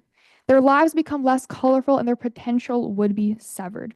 Let's also talk about another major issue, possibly the crux in this discussion, and that is class sizes increasing significantly. It has been proven empirically and anecdotally that class sizes increasing leads to worse educational outcomes. Alaska's already ranking, frankly, quite poorly in test scores nationally, and increased class sizes will be the final nail in the coffin, cutting off any chance of our students succeeding. In addition to this, teachers, administrators, nurses, and librarians would be cut. One of which being West's very own Mr. Like, an English teacher who we all hold very dearly. He, heading the theater department at our school, recently put on a production that was so excellent, so acclaimed, that he was able to put on a show at the Performing Arts Center, mentioned at the beginning of this meeting. Like is a crucial part of our school and a person who many students view as a mentor, but he is simply being carelessly thrown away. This is only one story out of hundreds. Literal hundreds of other educators will be experiencing the same heartbreak. How can we say that we care about our teachers if we rashly fire them? I don't have the time to finish talking about the importance of all of the other programs that will be cut. Ignite, which is the lead pathway to the highly gifted program, several high school sports, and all middle school sports, which are crucial communities for young people who cannot afford expensive club sports. I dare you to all look me in the eye, to look every parent, teacher, and student in the eye right now, and honestly say that this is the best option for our students. that this is unavoidable or inevitable or a path that we should be taking with almost no resistance, that these programs must be cut, especially when considering the Academies program. The Academies could work, it has potential, but we need to learn how to prioritize. Pursuing Academies is unsustainable. We must keep our teachers and programs. Cutting these programs is short-sighted, ineffective, and it would slash our educational quality. And on that note, I thank you for your time. Thank you for your testimony. Our next speaker is Misty Nelson.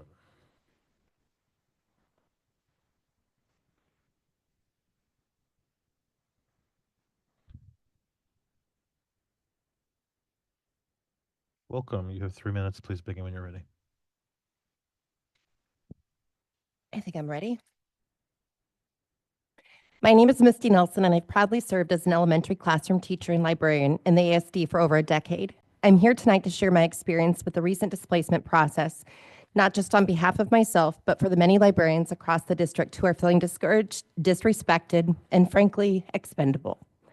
When the displacement notifications were sent out on March 31st, something I remember vividly because I was in Juneau meeting with legislators to advocate for education, I never imagined I'd be told to reapply for the very job I've been faithfully doing for 7 years, and that even if I were hired back to my position, my home school would not be where I've been for the past 11 years.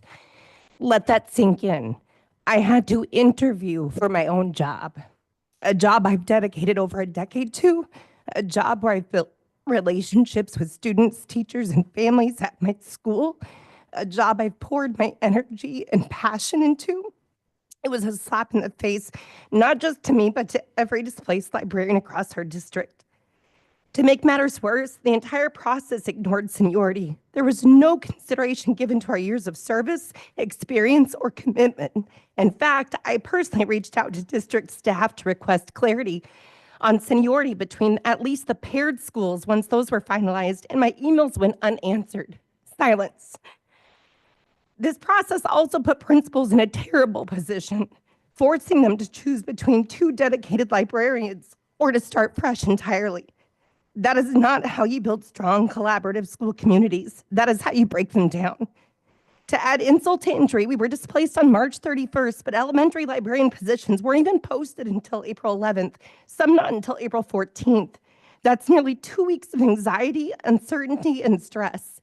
We finally find out tomorrow, I think, where we have landed. The delay in job postings added to an already demoralizing experience, creating unnecessary fear and instability. We often hear ASD leadership and this board speak about recruitment and retention. We talk about wanting to be a district that attracts and keeps great educators, but how can we retain dedicated staff when we're treated like this? The BSA may be beyond our local control, but how we treat our people is not. That is entirely within ASD's power. I plead with you to consider the message this process has sent. I ask you to take care of your staff, not just with words, but with actions that show respect for our time, our commitment, and our expertise.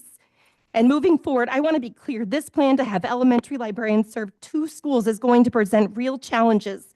Less access to books, libraries, and librarians is not what's best for our students or staff. And I urge leadership to connect with elementary librarians and genuinely ask for our input on what we're going to need to curate and maintain 2 school libraries. If we're going to make this work, despite knowing it's not ideal, our voices must be part of the conversation. Thank you for your testimony. Our next speaker is Amanda Thompson.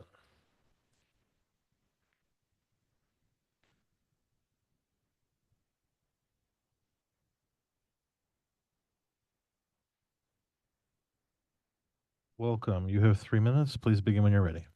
Thank you. My name is Amanda Thompson. I'm a mom of 2 ASD students. I'm also an ASD teacher, and I speak right now on my own behalf. So my position, I'm wearing this dress, this colorful dress, and I love how the student before me really spoke about the color that the arts bring. So my position teaching 7th, 8th grade art has been cut. And I have a question I need answered from the members here right now. And I'll wait afterwards. I understand that there's no discussion allowed, but we have a question. I understand we've been told that these displacements of arts and other positions are because a BSA increase has not passed. My ASD work email has been flooded with this. Our students believe this. At the legislative town hall a few weeks ago, I saw a little girl in a pink snowsuit on that chilly morning with a homemade sign. She believed this. But what did last year's BSA increase get used for? That's my question. I remember the sixth grade move cost discussion last year. Finance officers told us that there was no cost to the district, extra cost to the district, that the money was there. And it looked like that's what was the case. I was hired last year. No one said my position was an unfunded position. The legislature last year passed a $680 increase, right? One-time increase in the BSA. ASD's budget to DEED shows that that money from last year was not allocated this year. The money we were asked to advocate for was not used this year. This was not clear to us. This was not clear to that little girl in the pink snowsuit. Why wasn't that money used to fund these positions? The handout that I gave you, that is some math that my daughter did. She took $46 million, which is about what it sounds like is in the HR account. She divided it by $125,000, which is about what it costs the district for an average employee with our health benefits and other benefits, which I'm thankful for. My daughter came up with 368 positions. That $46 million in that HR account could fund 600 or 368 positions. Why has that money that was given to you last year not been used to keep these positions this year? I would like an answer.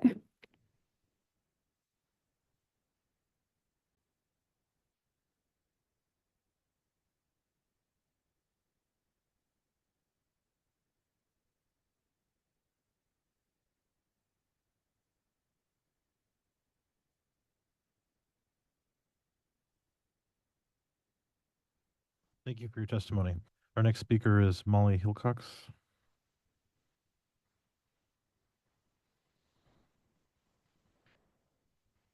Welcome. You have 3 minutes. Please begin when you're ready. Thank you. Good evening, school board members and Superintendent Bryant. My name is Molly Hickox, and I'm the principal of Huffman Elementary School. I'm here tonight to advocate for our neighborhood schools. Over the past few months, you've heard a lot from our schools of choice, and I want to take a few minutes to speak about the great things that are happening at our neighborhood elementary schools. Neighborhood schools are the heart of our communities, and they are where the majority of our students attend. They are not just places where students learn, they are where friendships are made, where families gather, and where a sense of belonging begins.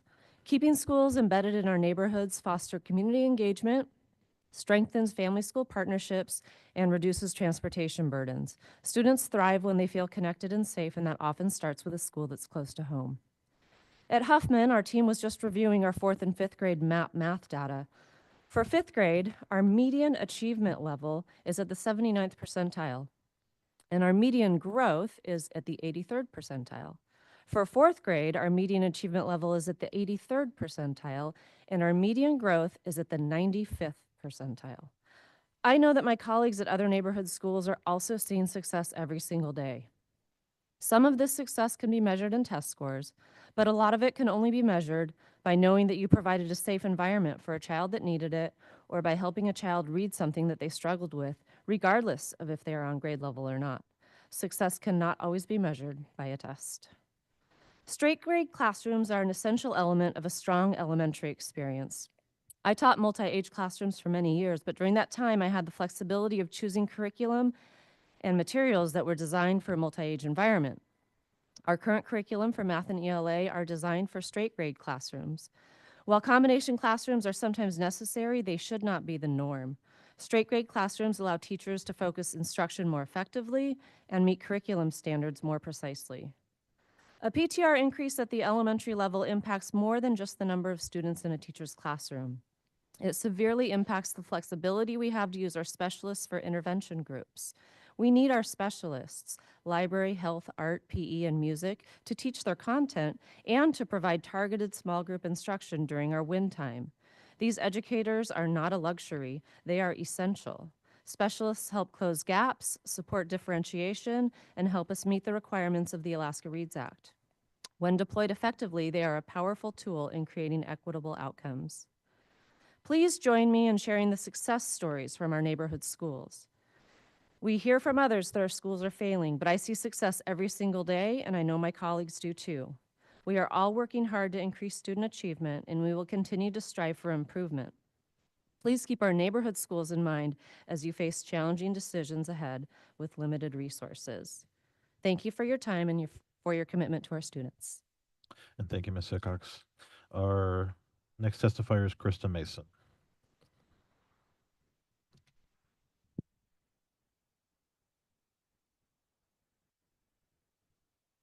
You have 3 minutes. Please begin when you're ready.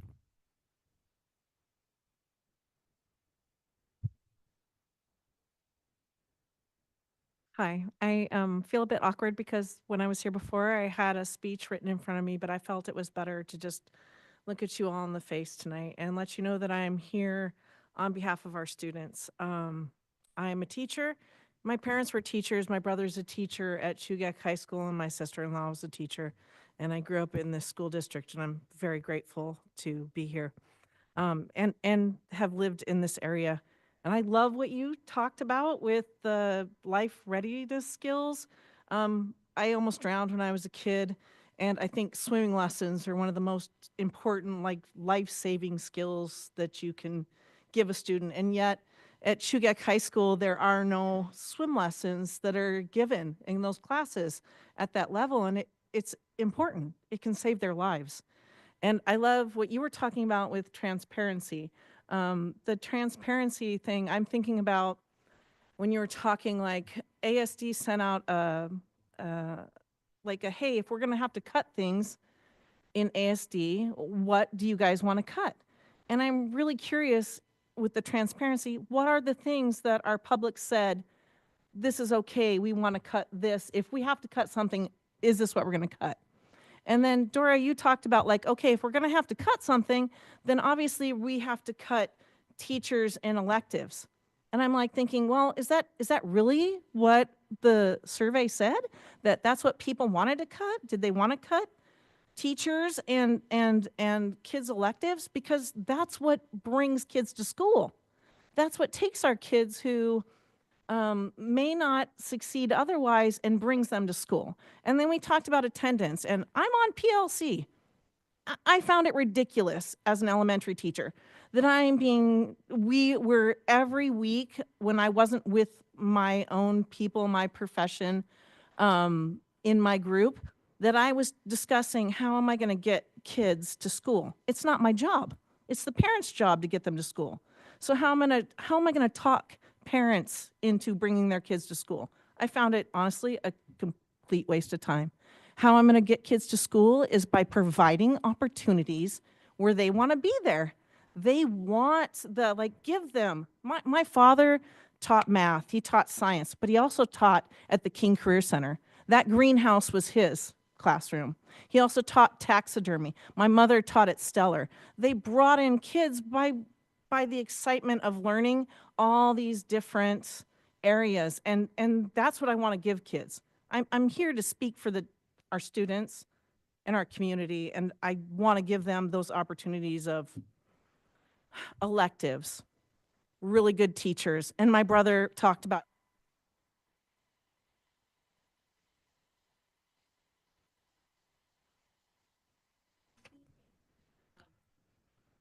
Ms. Mason, we appreciate your testimony.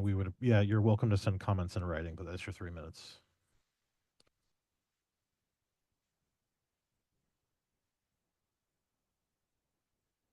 Thank you for your testimony tonight. Our last testifier is Evan Sheldon.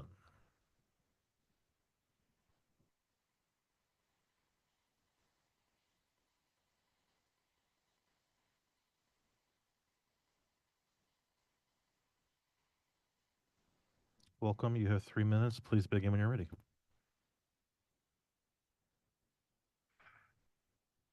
Hello, my name is Evan Sheldon, and I have 3 kids that go to school here in Anchorage. but I've got issues. You guys talk about bettering things for kids, bettering our children. You guys talk about indigenous kids and the percentage and how high they are and what they are doing. But you know what? I got issues with I got an issue with the school here in Anchorage that my native kids get picked on. For one of my kids by a security guard um, told other kids in front of my son who was suicidal to tell these kids to stay away from my son. Yet there's nothing being done. You guys want to talk about cuts? Why don't you guys cut the people that are messing with our kids this way? That wants to single out our kids, be biased against our kids. My son, my son should, you know, he was going through hard times, a 16-year-old with a girl, heartbroken, tried to commit suicide. A couple weeks later, security guard go and told kids, if I catch you hanging out with him, I'll give you SIS. You know, nothing's being done with the security guard at West High. I've been having issues. I have another kid that go to Save High School. He got his school got a phone call from West stating that my son has a weapon in school. My son got searched over at Save High School, another school. You guys want to talk about bettering our children? Why don't you guys start on finding out the faculty? Why look at some of the faculty that disrupts our children's lives the wrong way? My children are Alaska Native, yet they get picked on. You guys talk about how low the percentage is? Come on now. People could see this. You know what? I've heard by about 8 other parents of how messed up West is, how racist they are, and my kids get picked on a lot. My kids don't even go to West anymore because of this. The vice principal had a argument with me during a meeting that she wasn't even supposed to be a part of and had some words with me. And yet there's nothing being done about it. That's why I'm here today, to speak up to you all. And I'd really urge you guys.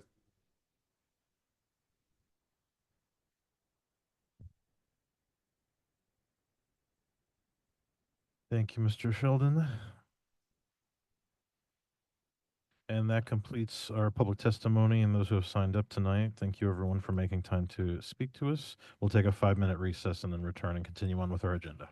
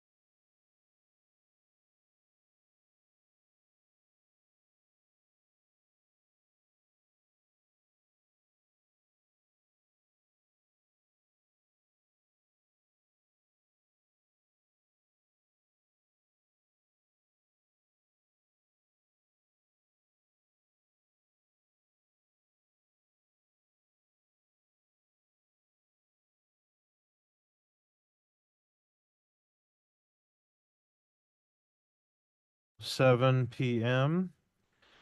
We've finished our item listed under D 1, 2, and 3, public comments. We'll move on to item E, our consent agenda. Is there a board member who wishes to pull an item from the consent agenda to discuss as an action item? Yes. Member Donnelly. Memo number 48 and memo 136.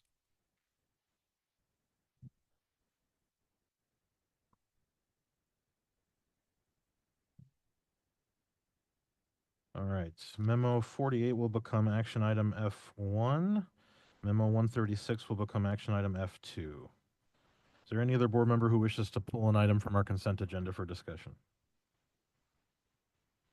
Hearing, seeing none, is there a motion to approve the consent agenda as amended?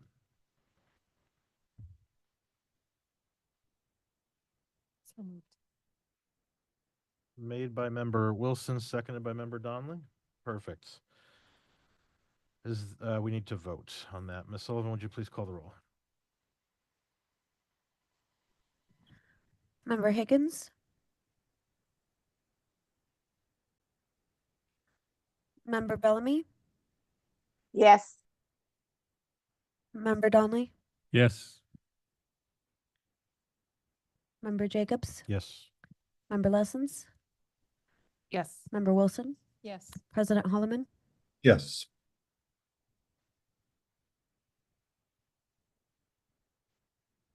Student Representative Pack?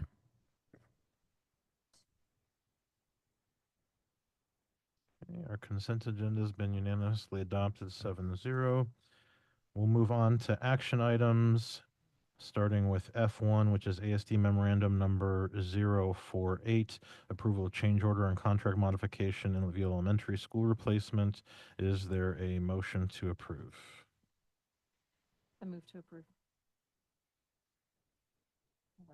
I move to approve one change order in the amount of $403,268 and a contract modification to Cornerstone General Contractors for a total value of $768,919. This will amend the Inlet View Elementary School Replacement Project contract for a total contract amount of up to $38,590,297. It's memo 048, approval to change order and contract modification for Inlet View School replacement. Thank you, member Wilson. Is there a second? Second.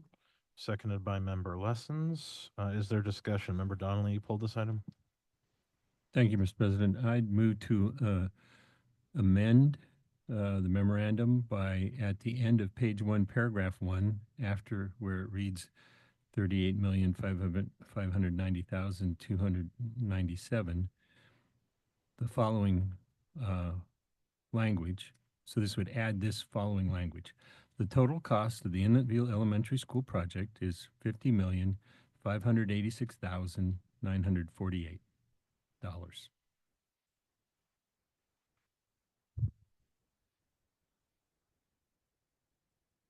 Suppose I should have spoke to it before. Well, I'll second. And then member Donnelly, you can discuss your amendment if you'd like. I appreciate that, Mr. President. If you were an ordinary member of the public and you read this memorandum, you'd think that the school cost $38,590,297. But there's a lot of costs that aren't within the total contract amount. And I think based on our policy of transparency and educating the budget accurately as far as expenditures, it would really be appropriate to clarify that by adding what the actual total cost of the project is at this point, which is in fact, according to our staff, $50,586,948. Thank you, member Donnelly. At this point, I will move an amendment to the amendment. I'm going to add an additional sentence to the added language that's a part of this amendment that states, this aligns with the estimated total project cost for the Ursa Major replacement of $51,608,550. And if there's a second, I will explain the amendment to the amendment. Second. Thank- Perfect. All right. So that was seconded by Member Wilson. And then I'll just add that for the same reasons that the mover of this amendment indicated it would be wise to add transparency and perspective for the public. I think this language also provides perspective and transparency for the public that we have 2 ongoing rebuilds at this time, and the costs are comparable with this project in front of us and the subject of this ASD memorandum number 048 actually being the cheaper of the 2 at this time. With that said, is there other discussion on the amendment to the amendment? Mr. Chair, if I have a question. Member Bellamy. So the memo 48 is a change order, right? And a modification. Is this a question, Member Bellamy, is this a question on the? Yeah, I'm just trying to figure out why, I'm trying to decide whether I support either of the amendments, because to me, this is a change order. So if you could explain again why your amendment to the change order Yeah, sure. and modification. So I'll just speak to my amendment to the amendment, which is that the prior speaker with the underlying amendment indicated that they wanted to add context and transparency for the total cost of the related project. I'm doing the same with the identical project that we are undertaking in a different location in our elementary school portfolio. And so I don't see that this changes the scope of the work or the process at all. This just provides additional information to the public. And so also that's the underlying desire I have to add the additional language, which is listed in the amendment to the amendment. Is there other discussion on the amendment to the amendment? Member Lessons. I have a question for the administration. What I believe is that we receive quarterly reports of contract modifications and or change orders. I mean, I think the question is, how do we track a project's costs over time? And perhaps there should be a policy about, I mean, I guess, do we need to have a bit of a policy change if the intent is to improve transparency, right? To log so that a person, a community member who is interested in project XYZ, whether it's a school being rebuilt or just a construction project generally, when we're going to this, how are we logging changes over time to construction project costs? Mr. Ratliff or Mr. Fenisef, would you like to provide some insight? So, through the president, there are 2 main methods that we accomplish this. The first is we're required to give a monthly contract modification update, so you receive that monthly, and then also board policy, such as in this case, any change order over $250,000 must be approved by the board, and that's the reason why you see memo 48.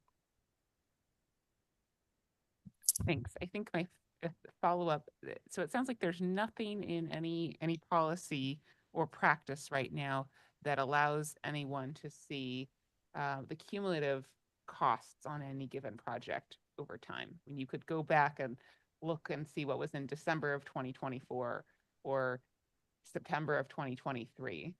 And piece it together yourself, but we don't have any sort of a summary or a portal of a project cost over time. Does that make sense?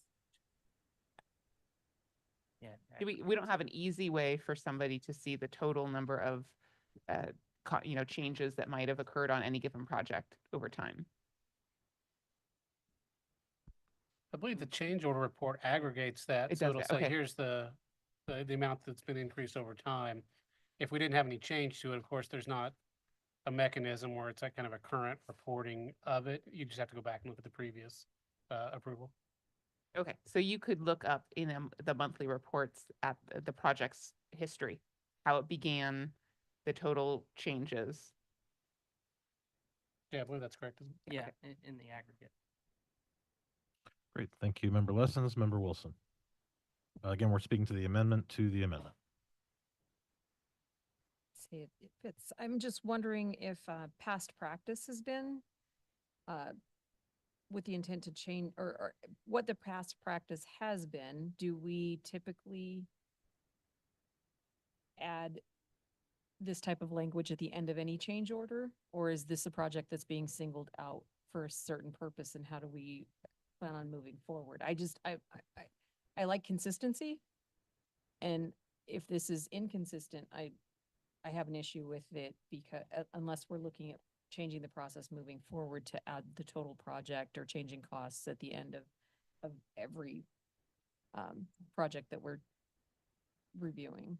Yeah, I can, as the mover of the amendment to the amendment, I can tell you that I don't know the answer to that question. And my amendment to the amendment is just language that I would need to feel comfortable adopting the amendment as amended for the exact reasons you articulate. That without this additional context, I am concerned about our consistency to our process, as we don't prepare these memorandums, administration does. And so with this additional language, I could support the underlying amendment. Without it, I can't. However, you may wish to ask the mover of the underlying amendment once we get back to that primary amendment, if that makes sense. Okay. Are there other discussion on the amendment to the amendment? Member Higgins. I just want to say I don't see anything misleading in it. I don't have a problem with getting clarification of that as well. I think we're going to be looking at more modifications in the future with the inflationary factors that are being factored into this. So if we come out with some standard way of doing it in the future with the administration so that it's all transparent, it'd be appropriate. I remember in the 90s, it was so quickly changing in the construction costs there that they'd have to go out for supplemental bonds to be able to finish the project. So I'm concerned about that.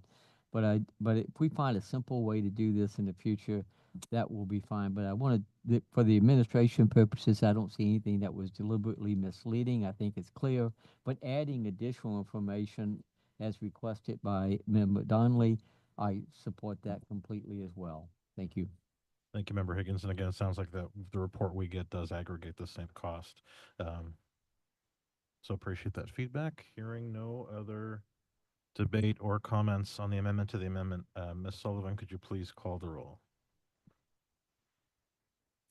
Student Representative Pack, Yes. Member Higgins, Member Lessons, Yes. Member Wilson, Member Donnelly, Yes. Member Bellamy, Yes. Member Jacobs, Yeah. President Holloman, Yes.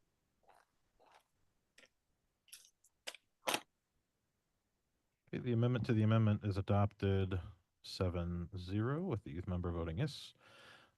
We are back to the underlying amendment made by Member Donnelly. It is now amended. Is there additional discussion before we conduct a roll call vote on this amendment? Member Wilson. I'd like to reiterate my question of, is this the intent to change the process so that our projects show a total amount due for any change orders, or is this one project that's just being singled out?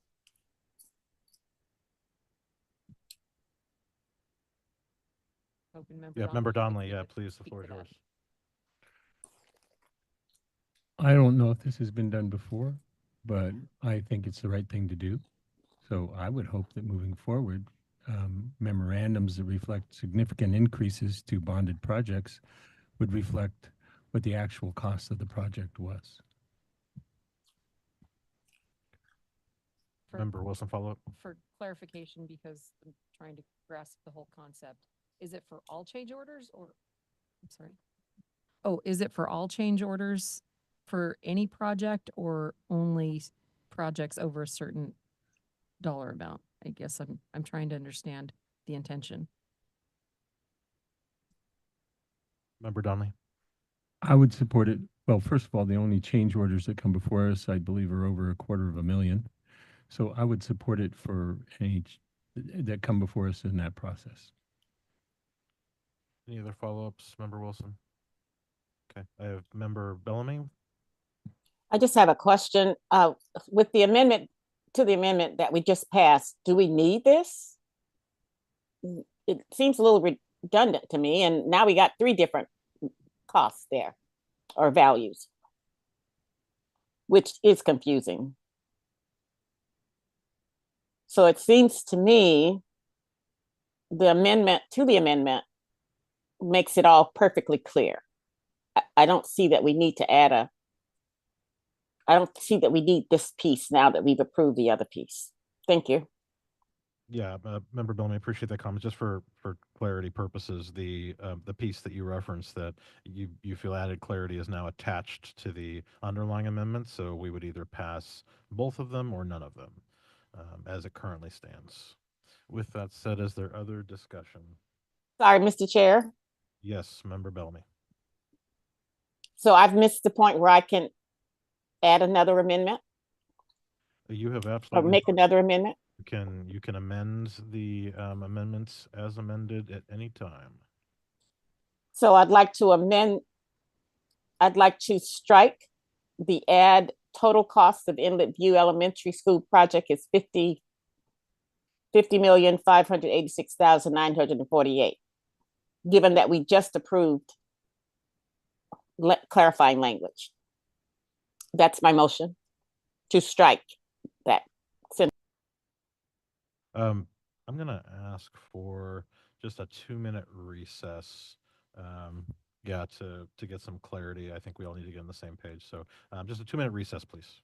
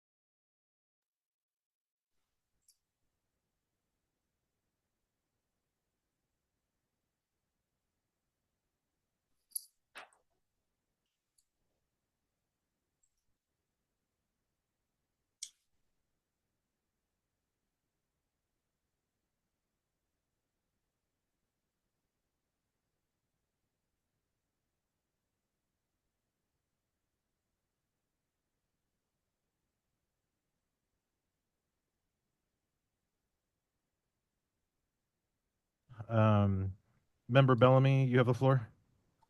Yes, thank you, Mr. Chair. Since I appreciate the guidance and the discussion, and I will withdraw my motion, which never got a second anyway, I don't think. But I will withdraw my motion. Thank you very much. Okay, we're back to the underlying amendment to ASD Memorandum Number 048. That amendment has been amended already. Is there any further discussion on the amendment to ASD Memorandum Number 048 before we conduct a roll call vote? Member Lessons. I think it raises a really interesting question about the prospect and the utility of amending our board policy at some point in the not distant future. I do think it would be helpful to have a longitudinal record that's maybe more easily available than the monthly reports which are given. And that's something I think that we could work towards.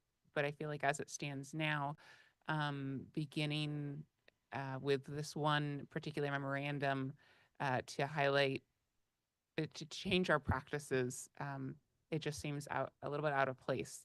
Though certainly the language in front of us is clear. So I think that I want to align with the intent to improve our board policy moving forward. So I think I'm going to be a no for this, but a yes for thinking about a better path for the future. Thank you, Member Lessons. Member Wilson. Actually, you said that very well. So I will not repeat it, but I will agree with what you just said in that I think moving forward, if we want to change our policy or our opportunities to clarify in a different way the amounts of projects, but I don't think we should change that process until we have more discussion overall. So I'm not supporting this amendment as well. Just for clarification. Okay, any additional discussion on the amendment to ASD memorandum number 048? Again, that amendment has been amended. Okay, with that said, Ms. Sullivan, would you please call the roll? Student Representative Pack, Yes. Member Bellamy, Yes. Member Higgins,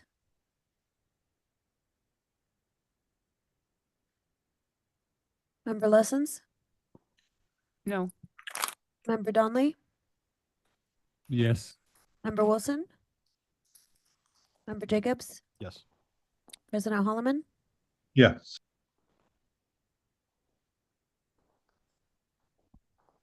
That amendment to ASD memorandum number 048 is adopted 5 yea, 2 nay, with the student representative voting yes.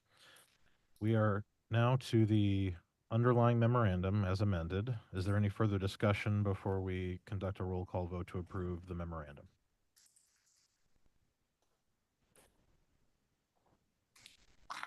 Member Donley, has your point of inquiry been satisfied as the member who pulled this item? Yes. Great. All right, then Ms. Sullivan, please call the roll.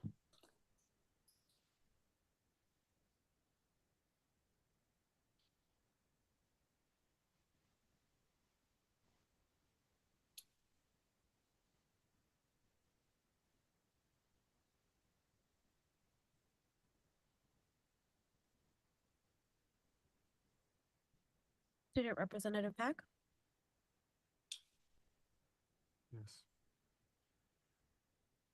Member Jacobs, Yes. Member Lessons, Yes. Member Bellamy, Yes. Member Higgins, Member Donley, Yes. Member Wilson, Yes. President Holloman, Yes.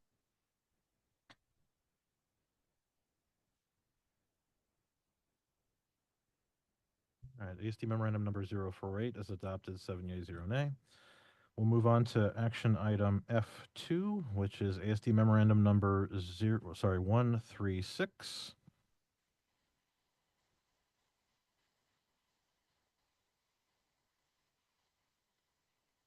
Just a minute while we get that language.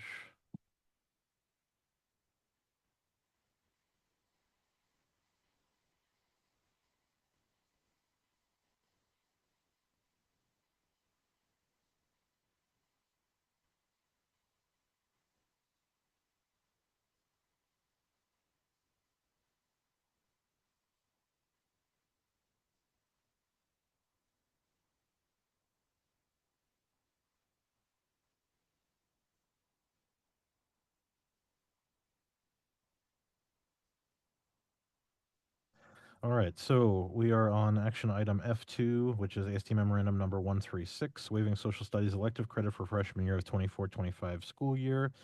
Is there a motion to approve this memorandum? So moved. I moved. Sorry. Okay.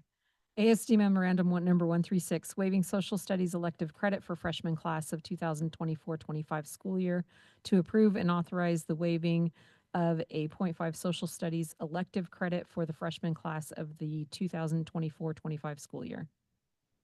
Thank you. Is there a second? Second. Seconded by member Holloman, moved by member Wilson. Is there discussion? Member Donley, you pulled this item.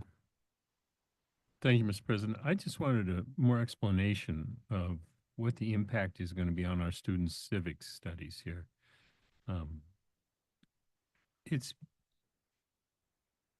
think the board is rightfully focused on reading and math, or I should say language skills and math over the last 8 years. But it's really unfortunate we haven't been able to spend more time on civics and what's and the importance of civics. And I'm just concerned with any change about what what the requirements are with civics, and I'd just like an explanation of how this is going to impact our students' educational opportunities or educational requirements for civics. Through the president, Member Donnelly, I think that's a great question. It sounds like you're specifically talking about courses that discuss topics of civics, sometimes called government, that sort of thing. So we're not replacing any civics-related material. Really, this is a response to the fact that we're no longer changing the high school schedule.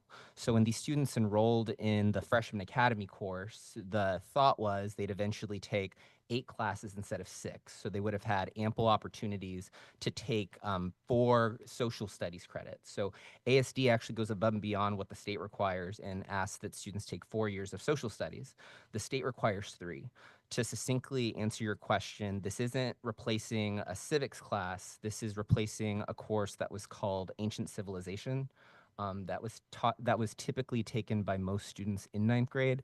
Instead of that, they'll be taking a 0.5 course next year called College and Career Exploration and Personal Finance. And that course will be eligible for a social studies credit or a CTE credit. So moving forward, students will have no issues getting 4 credits of social studies, but this particular group of students will, because the previous version of the Freshman Academy class did not have a social studies designation to it.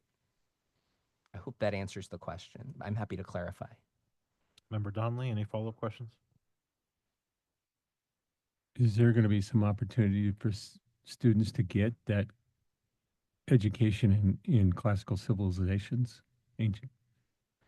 Sure, the good question. So if a student is a freshman now, they just completed their freshman academy course, then they enrolled in an Alaska Studies course, and the question is, can I take an ancient civilizations course while I'm in school? And the answer is yes, if it's offered at your school. In terms of what social studies classes are being offered, especially in light of all of the budgetary conversations, is an open question, but certainly they could take ancient civilization. But we didn't want to put that added burden on this class to take an additional 0.5 social studies class when most students get that credit their freshman year, historically through the ancient civilizations class. But moving forward, students will be in a college and career class that is a social studies credit moving forward. So I want to make that clear, because in other words, the board only has to do this once. We're not saying that students will have 1 fewer 0.5 social studies credit. What we're saying is that for this particular group of freshmen, they enrolled in a class that could have been designated as social studies, but it was not designed that way. So we've made that change, and moving forward, they'll be enrolled in a class that'll give them a social studies credit. But to your original question, it's not replacing civics. It's not replacing a civics course. Member Donnelly, any additional questions? No, but I believe Member Lessons has something. Understood. Member Lessons, the floor is yours. Thanks. So I appreciate this being pulled. I appreciate the question and the explanation. Some time ago, some number of pages ago in my notebook, I was comparing the classes, the social studies classes that freshmen took in fall of 2023 with the social studies classes they took in fall of 2024, because they were taking the FACE class this past fall, which was not a social studies class. And so there were a handful of students who squeezed in Alaska studies somehow this past fall. But by comparison, and what will not essentially be offered moving forward, from my understanding, is pre-AP World History, Global Geography, AP Human Geography, Alaska Studies, World History, Honors Alaska Studies. There are a number of the electives, and I think it looks like it depended on each school. Maybe didn't offer all of them, but those have been pared down to focus on the Freshman Academy revised as social studies class, if that's making sense. So that's just sort of a broad way of saying that the range, I don't expect students moving forward to have the opportunity to study the fall of the Roman Empire in the way that maybe they used to, because they're going to be taking Alaska studies as their other partnered. Their other class, by and large, you have to take Alaska Studies to graduate, and students next year moving forward are going to be taking the Freshman Academy class that's being rebranded as Social Studies and rewritten, and Alaska Studies. So I don't see where ancient civilization or civics or geography is really going to be a part of that freshman year curricular experience, because we're now calling Freshman Academy career exploration, social studies, and not really giving students choice. Well, the budget especially is not helping us in this situation. I think that this, to me, points out a number of things that have changed over the past year. Some things are due to a lot of things are outside of our ability to control them. But the administration did cancel the intended $3.5 or $5 million general fund investment in a high school schedule change, which is why we're here tonight talking about giving a waiver for freshmen, because there won't be an expanded 7 or 8 period schedule next year in which they could make up that social studies class from this fall. If you look at the Academy of Anchorage master plan that was passed in June of 2024, the intended implementation was a year-long FACE course for 25-26. Again, within that 7 or 8 period day. We're not doing that now. We've heard a little bit of a reference to the district is changing the usage of the Department of Education grant by decreasing the number of academy principals so as to preserve some pathway options. I think we talked about that in a communications committee last month. And then of course here, we're talking about, but not necessarily approving, the revision of the FACE curriculum so as to enable the class to fulfill a 1 semester social studies or CTE elective. So my point being, a lot of things are changing really because of our budgetary realities. I think it's the root cause. Something that I considered bringing, and I will not be moving tonight because that felt like a bigger fight than I was ready to handle at this point in time. But I believe that we may need to ask the administration or recommend or create a resolution at some point in the near future saying that we need to see a revised master plan for the academies. A lot of changes have taken place. I don't see the state's budget permitting a schedule change investment next, to provide for the academies as we move forward, at least in the immediate future. So I'm talking a lot. I had some thoughts I wanted to share that seemed reasonably relevant at this point in time. I will be supporting the memo, but I just wanted to throw out there that I think that an update for the Academies of Anchorage master plan at some point in the near future would be helpful to help everyone and all stakeholders understand what the direction is exactly beyond what's being shared in our communications meetings. There are other discussions. Sorry, we have Member Bellamy with their hand up. Yeah, just a couple of questions for the administration. So my understanding is that Alaska Studies is a requirement for graduation. What is the other class? Ancient Civilization is not. Is that correct? That's correct. In fact, I'm sorry. Go on. Go ahead. Alaska Studies is specifically required by the state of Alaska. That's correct. Okay, thank you. Ancient Civilization, that is an elective that not all schools have, but if they do have it, it will be available in 10th grade. Is that correct? So it's correct that it's correct that Ancient Civilizations is not required by the state of Alaska, and principals do have the autonomy to offer it at their buildings. And if it is, students are able to enroll in that course. Exactly. And last I checked, only 5 of our Big 8 high schools offered it. So it's not something that is consistently offered. And I get why it's not consistently offered, but it is an elective. And it will be available to students other than grade 9. So I think, is that correct? Is that my summary correct? That's correct. It probably wouldn't Okay. fit in a freshman student schedule, but really any student that has the space in their schedule. In can their schedule, apply. exactly. Okay, thank you. Okay, so I feel pretty comfortable that that we're not going to deny students an opportunity to learn about ancient civilization if that is what they want to do. They just might not get to do it in ninth grade if their school provides it. So I will be supporting, I'll be voting in support of Memo 136 because I think as we, and I also support Member Lesson's requests for an update. I mean, I've been trying to, because I attend some of the meetings, I've been kind of tracking, some of the changes, but they're not huge changes, but we've scaled down from where we were. I don't know that we can scale down anymore, but at the same time, that I don't make that decision. But so I do support having an updated plan as we move forward with the academies. So with that, thank you. I will be supporting the motion. Thank you, Member Bellamy. Member Wilson. I do have a question. When we talk about civics and we talk about the class, the upcoming class and the changes to include a social studies credit, is one of the discussions career paths in government?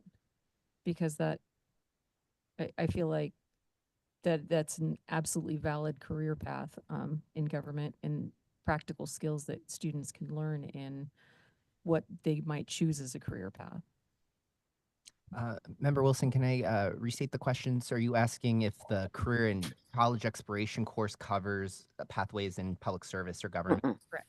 Correct. No. Mr. Johnson, would you like to clarify there, Mr. Gustafson? Yes, so there is a pathway in public service. South High Schools having that specific pathway. I don't know if other schools are doing that or not, Mr. Prince. In the class. And Mr. Gustafson, she specifically means will freshmen be exposed to this information during the college and career exploration? If their school has it, yes. Okay. Yeah.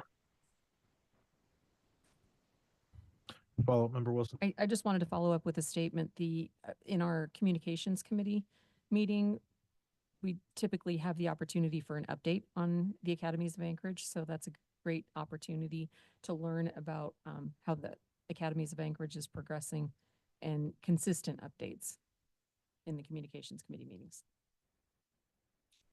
Member Lessons. I think it's been really helpful, but I will say that on the Academy of Anchorage Master Plan on page 34, it says it's scheduled to be reviewed and updated by the steering committee on an annual basis. So, yeah. So I feel like that's maybe a yes and. I don't disagree. I just know that I wanted to share that if people wanted to hear more consistent updates, it's an opportunity. All right. I know we played just a tiny bit loose with Robert's rules there, and members have discussed that amongst themselves. We'll go back to the item being debated. My pleasure. So any other discussion on ASD memorandum number 136? All right. Seeing, Member Donnelly, is that a question? Fair enough. Go ahead, sir. Thank you, Mr. President. I support the Academies of Anchorage, and I'm convinced this is necessary for them to proceed in a reasonable manner. I just really hope someday we're going to get reading and math under control, and we can focus on social studies. I just really regret we haven't had the finances or the time to do it. I mean, we got here and we had an earthquake, and then we had COVID, and I think we've stayed focused on what we had to stay focused on, which was reading and math. But golly, social studies are important too. Agreed. Member Lessons. You've served up something, and I'm going to ask the administration, and I'm looking at our CFO real quick, but I believe, or maybe anybody really, did we delay curricular revisions, updates of social studies as part of our budget passage? Yes, we did. Could you just tell us a We tiny did bit more? both social studies and science. We eliminated those adoptions for this year, mostly at middle school. Okay. Not seeing any other discussion or debate, I'll just put my brief comments in, which are that I support this for the reasons previously stated. I would appreciate an ask, since we're taking the time to make asks and comments now, that we consider aligning the FACE course revision and adoption process to include some meaningful public input. I think that's been a reasonable ask from a few members of our community, that I think getting public buy-in and perspective on the product before we start rolling it out, to the extent that that might be feasible, I think would add value and add comfort to future participants in that course. With that said, Ms. Sullivan, could you please call the roll? Student Representative Pack, Yes. Member Higgins, Member Lessons, Yes. Member Donnelly, Yes. Member Bellamy, Yes. Member Wilson, Yes. Member Jacobs, Yes. President Holloman, Yes. All right, AST memorandum number 136 has been adopted unanimously, 7 yeas, 0 nays. The student youth member voted yes. All right, that completes our action item calendar. We'll move on to non-action items, G1 through 4. Is there any board member who wishes to discuss a non-action item before those come in front of us for disposition at our next meeting in May? Hearing, seeing none, we've completed our public comment for tonight, so we'll move to I1, superintendent update. Dr. Bryant, the floor is yours. Thank you, Mr. President. I just have a few updates, and this is more geared towards the community, because I did share a lot of comments 2 weeks ago about the urgent need to really make a difference in school funding, and the educators are at the forefront of my mind. This is a really difficult time to be an educator, not just in Alaska, not just in Anchorage, but all over the state. I stated these stats before, but I'll state them again. Here in ASD, we're looking at closing about 10% of our teacher workforce. Matsu, even if there were a slight funding increase, is looking at displacing and or laying off hundreds of teachers. The same thing in Kenai, the same in other districts across the state. And this is terrible when you look at it, because at the end of the day, if we don't take any action, we're going to see an exodus of hundreds of teachers because of the positions that we close, and perhaps even more because of the way that our educators feel. Just the burden of all of the uncertainty and workload that they see coming across the horizon. They have my full compassion and empathy. This is not an easy time to be a teacher ever, and especially in this situation. But with that said, so 2 weeks ago, I made a plea for the legislature to pass House Bill 69 with urgency. I was very pleased that a few days later it did make it across the finish line. But sadly, a few hours before we started our first meeting, unfortunately, the governor's veto of that bill was sustained, which for some people may feel very deflating. For a lot of people, they may be wondering, what is the next step? What can we do? And I just want the community to understand that the fight is not over. In fact, the fight is more urgent than ever. And I guarantee you that our kids and our teachers and our educators are worth it.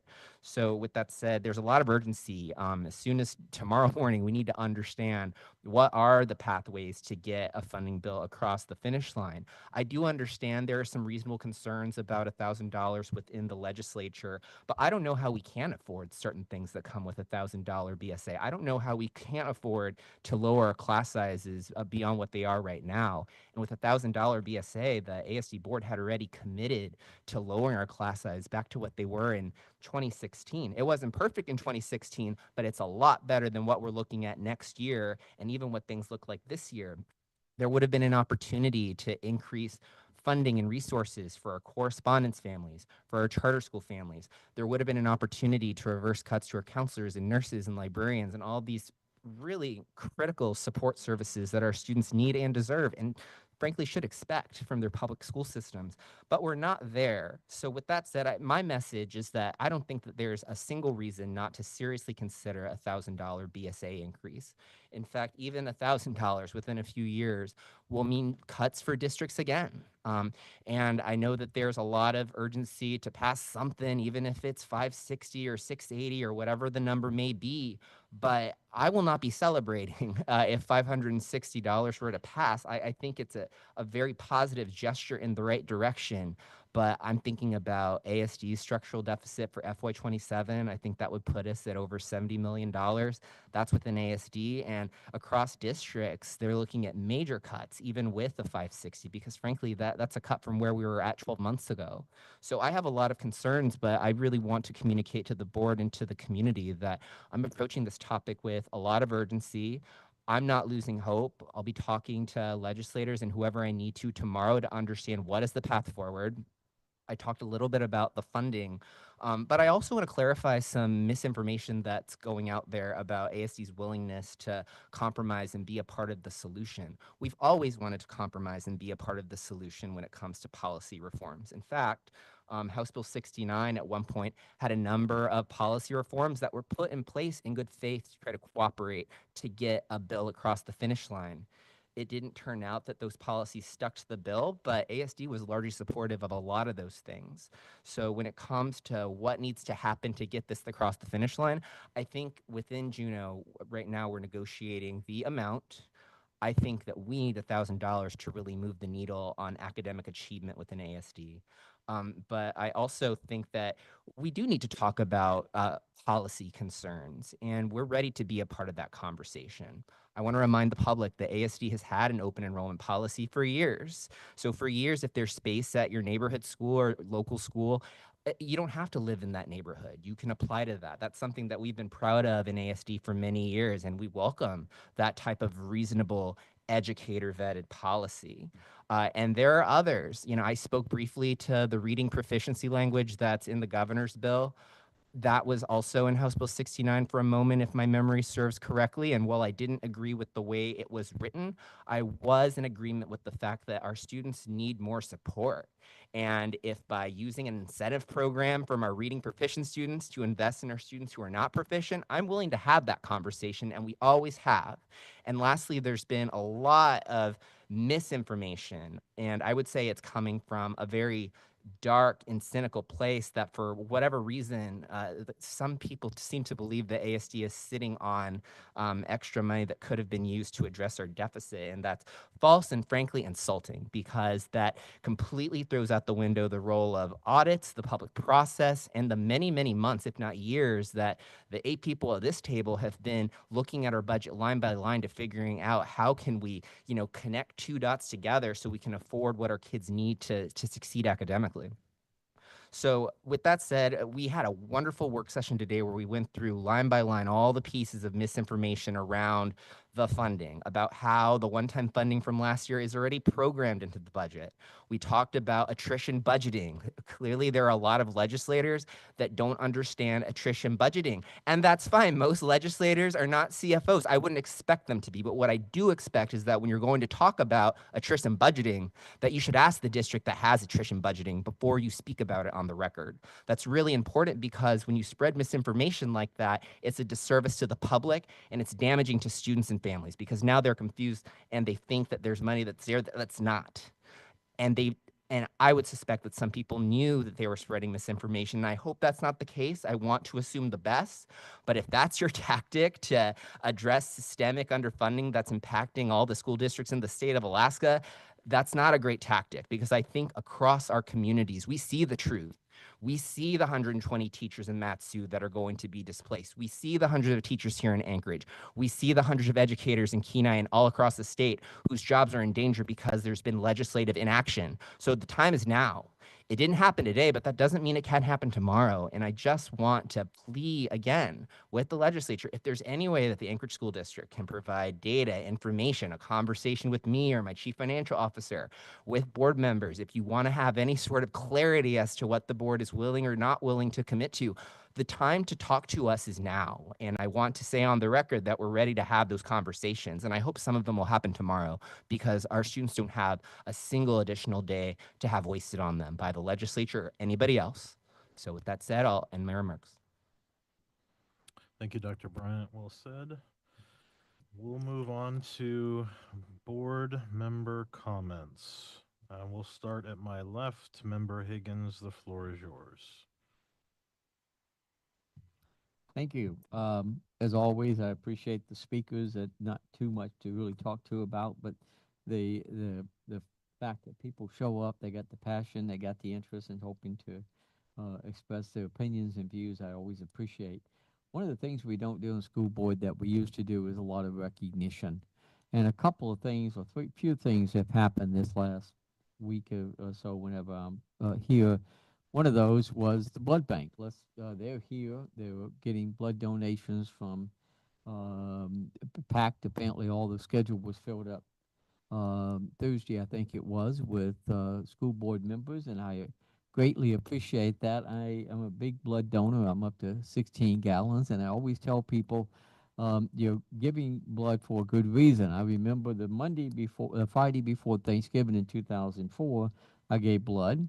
And on the following Monday, I went through a window, almost lost my arm, could have lost my life, lost 4 pints of blood. So the life I saved may have been my own. So you got to really look at this really selfishly.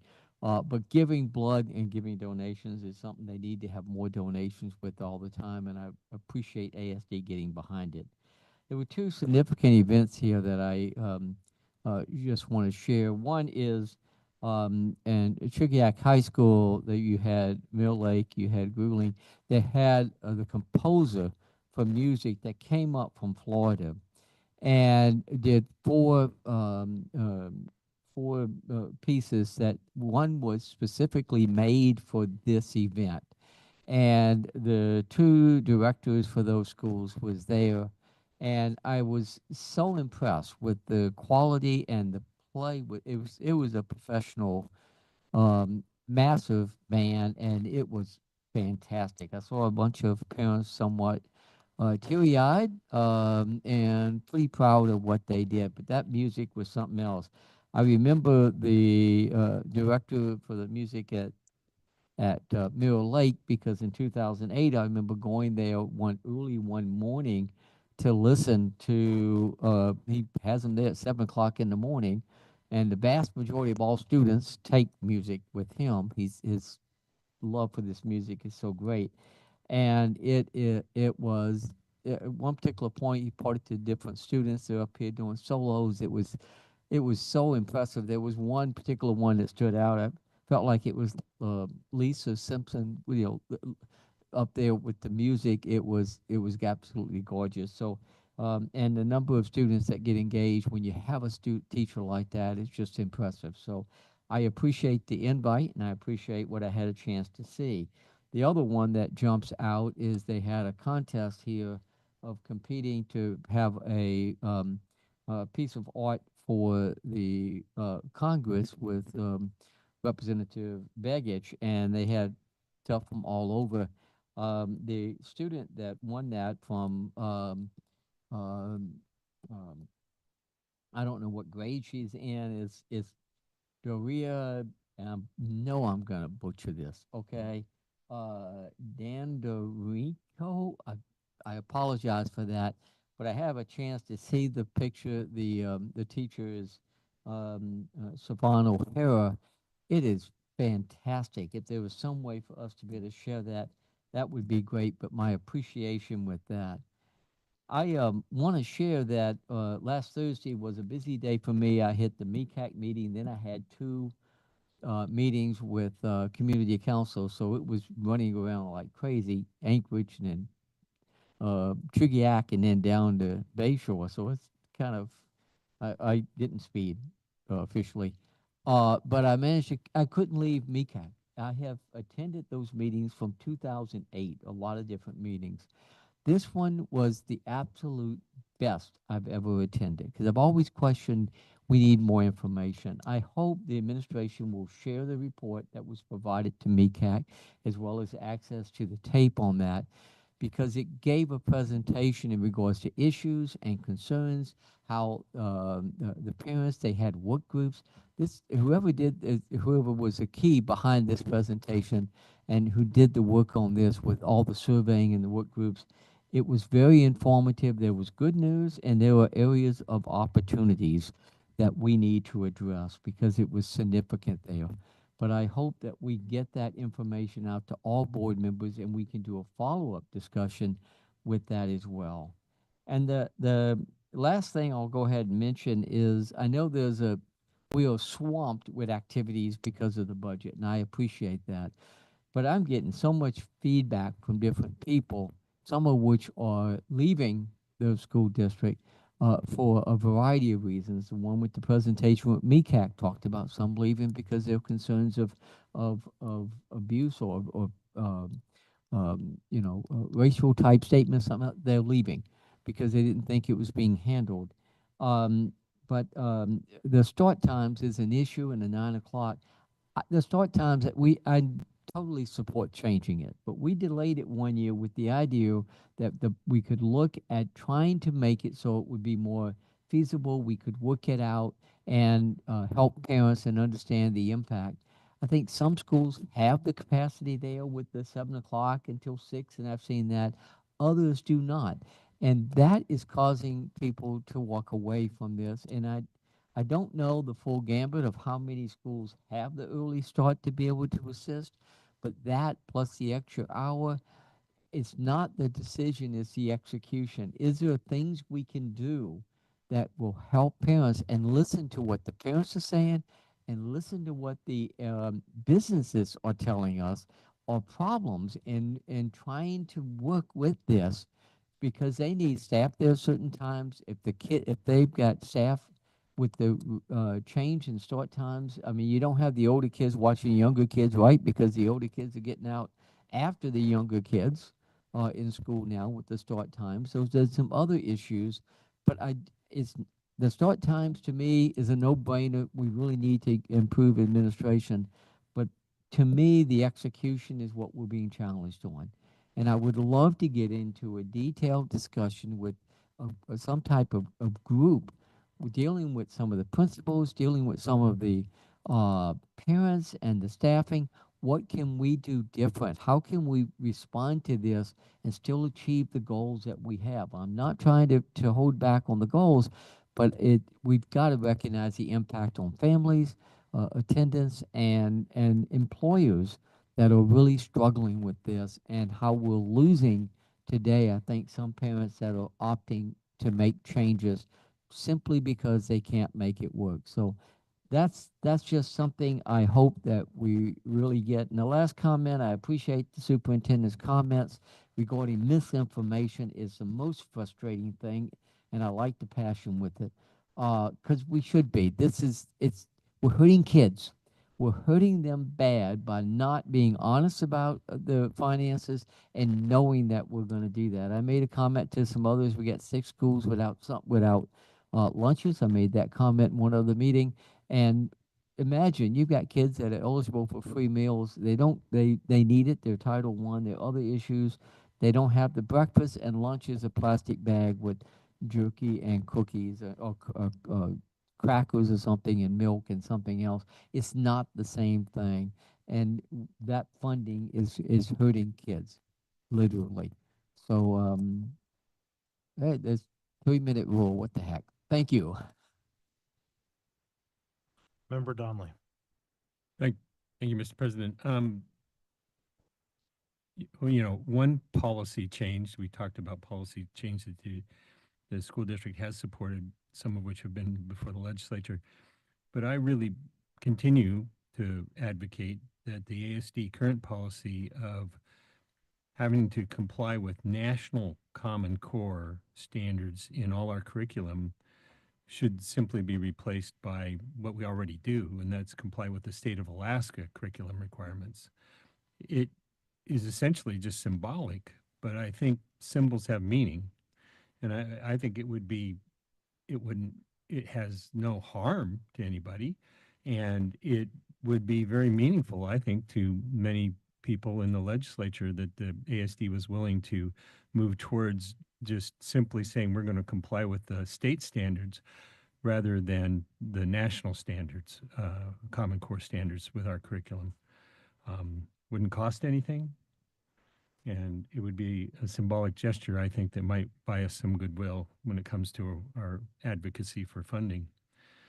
also want to say more and more experts and scientific data is emerging that clarifies that the way we closed schools during COVID was a mistake. At the time, I remember arguing that this wasn't happening in Europe.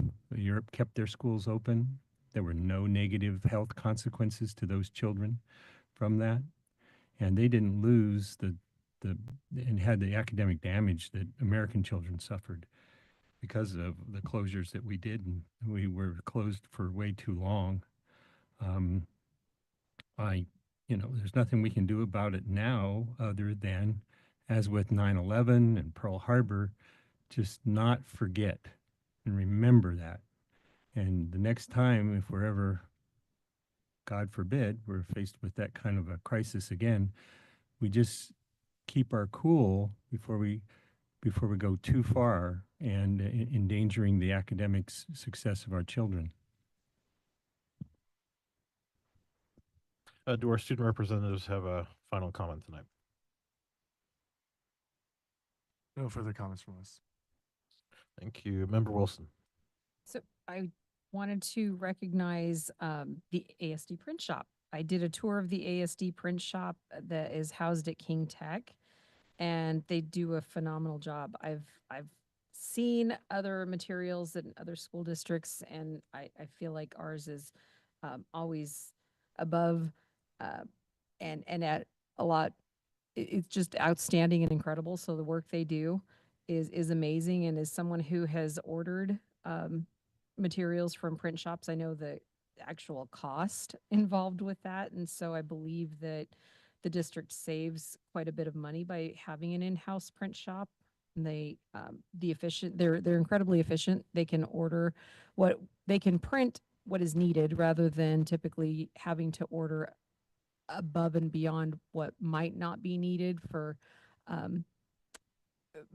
other organizations and businesses that do that to bring the costs down for each item printed. So the efficiency is there as well. Anyways, I just wanted to recognize they did an amazing job giving me a tour and explaining what they do and how they do it and showing me all of the equipment that they have. So kudos to them. Great job. And thank you for all the work you do for the district.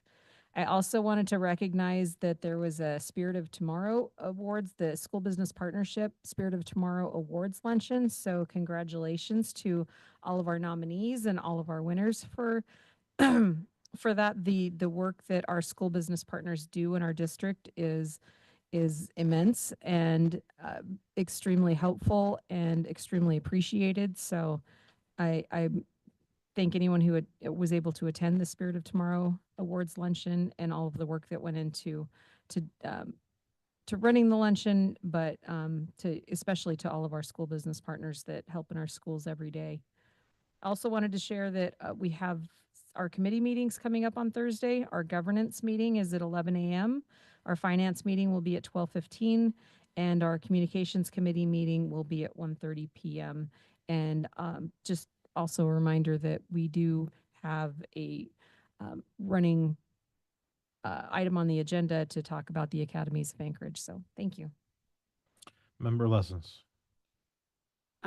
Yeah, very briefly, I know that I spent a lot of time thinking about and emailing with folks who had reached out to me regarding rumors that they had heard. I really appreciate the administration's partnership and advocacy and helping to dispel those rumors as best as we collectively could. I think that's really critical. I wanted to share how much fun I had this morning at College Gate Elementary School for part of their career week. The task was formidable. I needed to spend a good 30 or 40 minutes talking about school board career choices to kindergartners. Go. And I ended up bringing a number of children's books with me. Am I an engineer? No. Am I an architect? No. And then I pulled out the cap and gown that we get to wear when we do high school graduations.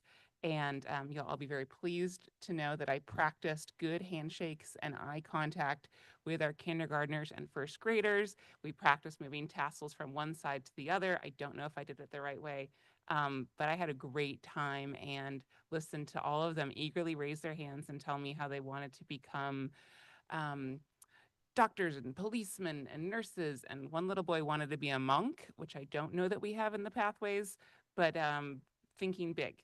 So anyways, it just was a great reminder that we have so many wonderful students and families and all of their hopes and dreams that we get charged with helping enable. So that was just a great opportunity. I also wanted to just give a nod, and Member Higgins already did, to the arts in general.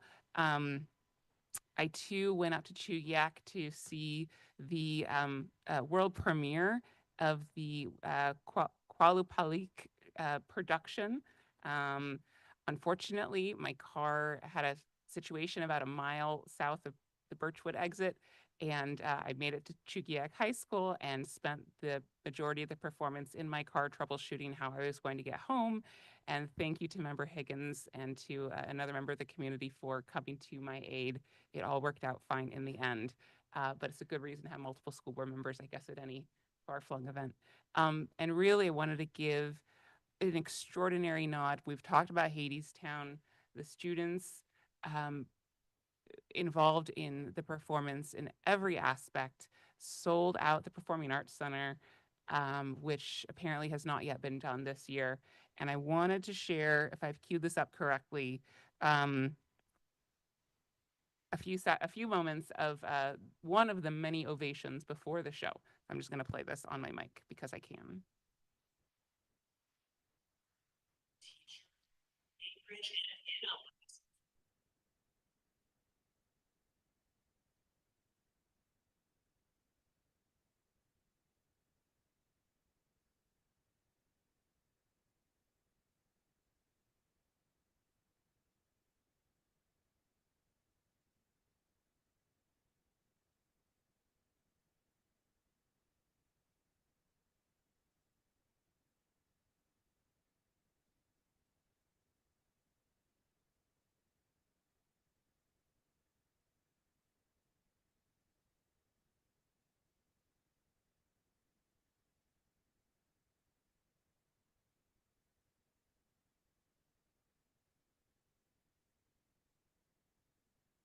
So that was like a 45-second standing ovation for every hardworking teacher in Anchorage and Alaska, and I'm going to end there.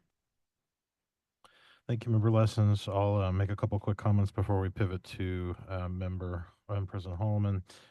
Did want to echo appreciation for administration who have spent considerable time being a rapid response team to combat either honest misunderstandings or intentional misinformation with rapid speed.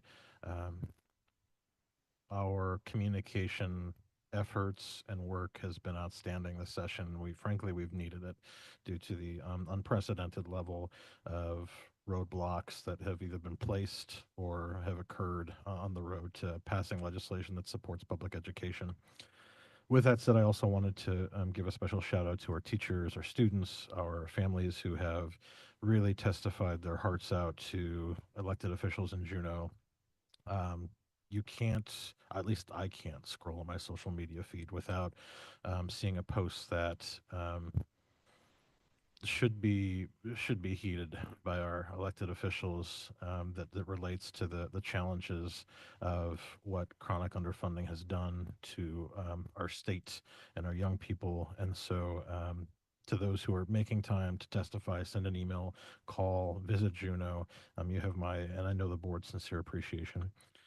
Lastly, I just wanted to provide just a brief moment of acknowledgement for a former ASD school board member and Anchorage Assembly member, Tim Steele, who passed away this month at the age of 79.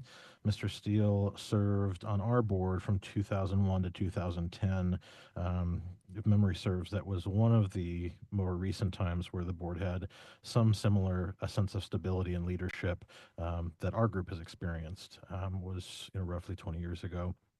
He also went on to serve in the Anchorage Assembly, serving West Anchorage until 2018. So definitely wishing his family the best condolences there, and I'm grateful for his service to our district. With that said, I'll transition to Member Holloman as Member Bellamy doesn't have any comments tonight. Well, thank you. And thank you, Member Jacobs, for mentioning Tim Steele. I was active before the board as an educator back during that time. And later, Mr. Steele was on the board or on the assembly during part of the AO 37 controversy, which I was also involved in. And always someone that would talk honestly and simply, really an outstanding citizen. And he has struggled with health issues for a long time, but he really was an outstanding person that served the community very well. I do want to say that the last few months have really been consumed by the focus on the legislature, and it's taken everybody's attention to a fair degree. I want to thank all the citizens, that includes students, parents, and various people that have approached the legislators and the legislature as a whole.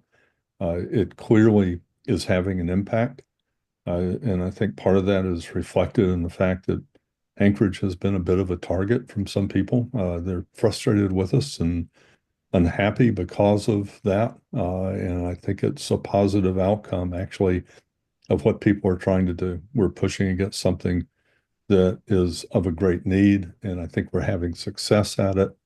If it was just a matter of the legislature itself, we would be there. But it also involves the governor, and we are where we are, and we're not done yet.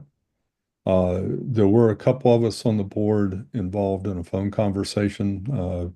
There were only 3 of us because that's all there can be outside of an open meeting, but discussing the issues surrounding the reassignment of our specialists and some of the other things that frankly are not going very well as the administration grapples with trying to build a schedule for the fall.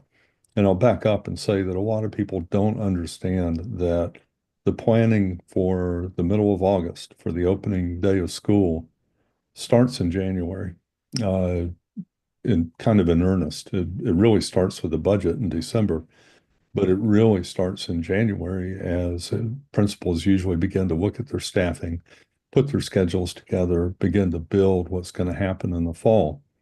And everything is behind schedule, including doing some things that we've never done before. We've never dropped below 1 nurse per school. We've never dropped below 1 librarian per school. And then to top it, the issue has hit our specialists at elementary in a much more difficult way.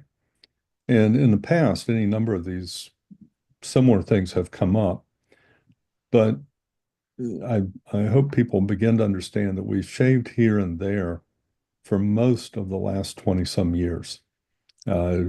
We see what looks like a large cut. There is pushback. It gets mitigated. It usually comes through with there is money, and a lot of the worst of the situation gets walked back.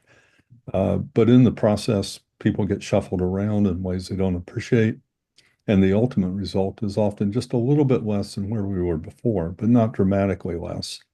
And I really do think this year, what we have hit, first of all, we're looking at a 20% reduction in the fall, despite what some people in Juneau want to say. What was initially proposed for us in December is a really significant cut. It's not that we're going back and asking for way more money.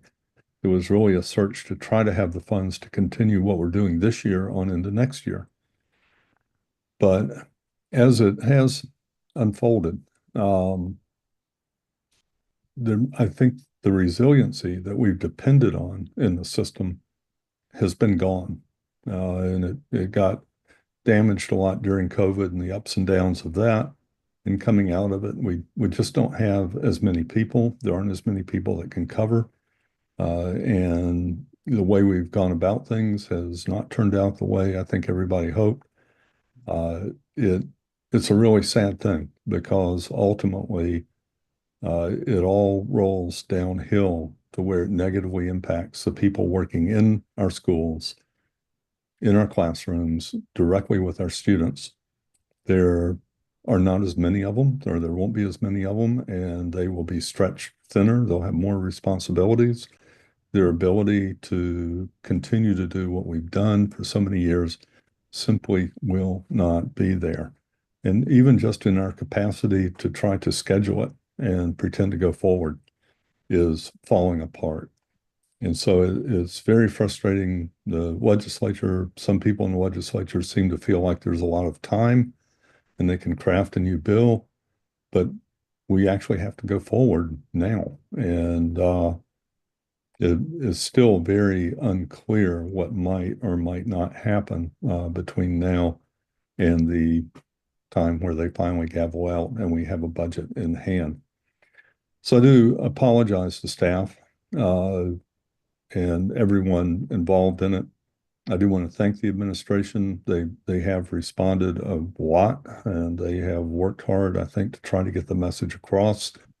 And there are some people that really are seeking the right answers, and there are other people that are seeking political agendas. And that's normal, but it's an unhappy thing when we've reached this point where we can't really shuffle the cards and just take a couple out of the deck and have it seem to be something like what we've done before.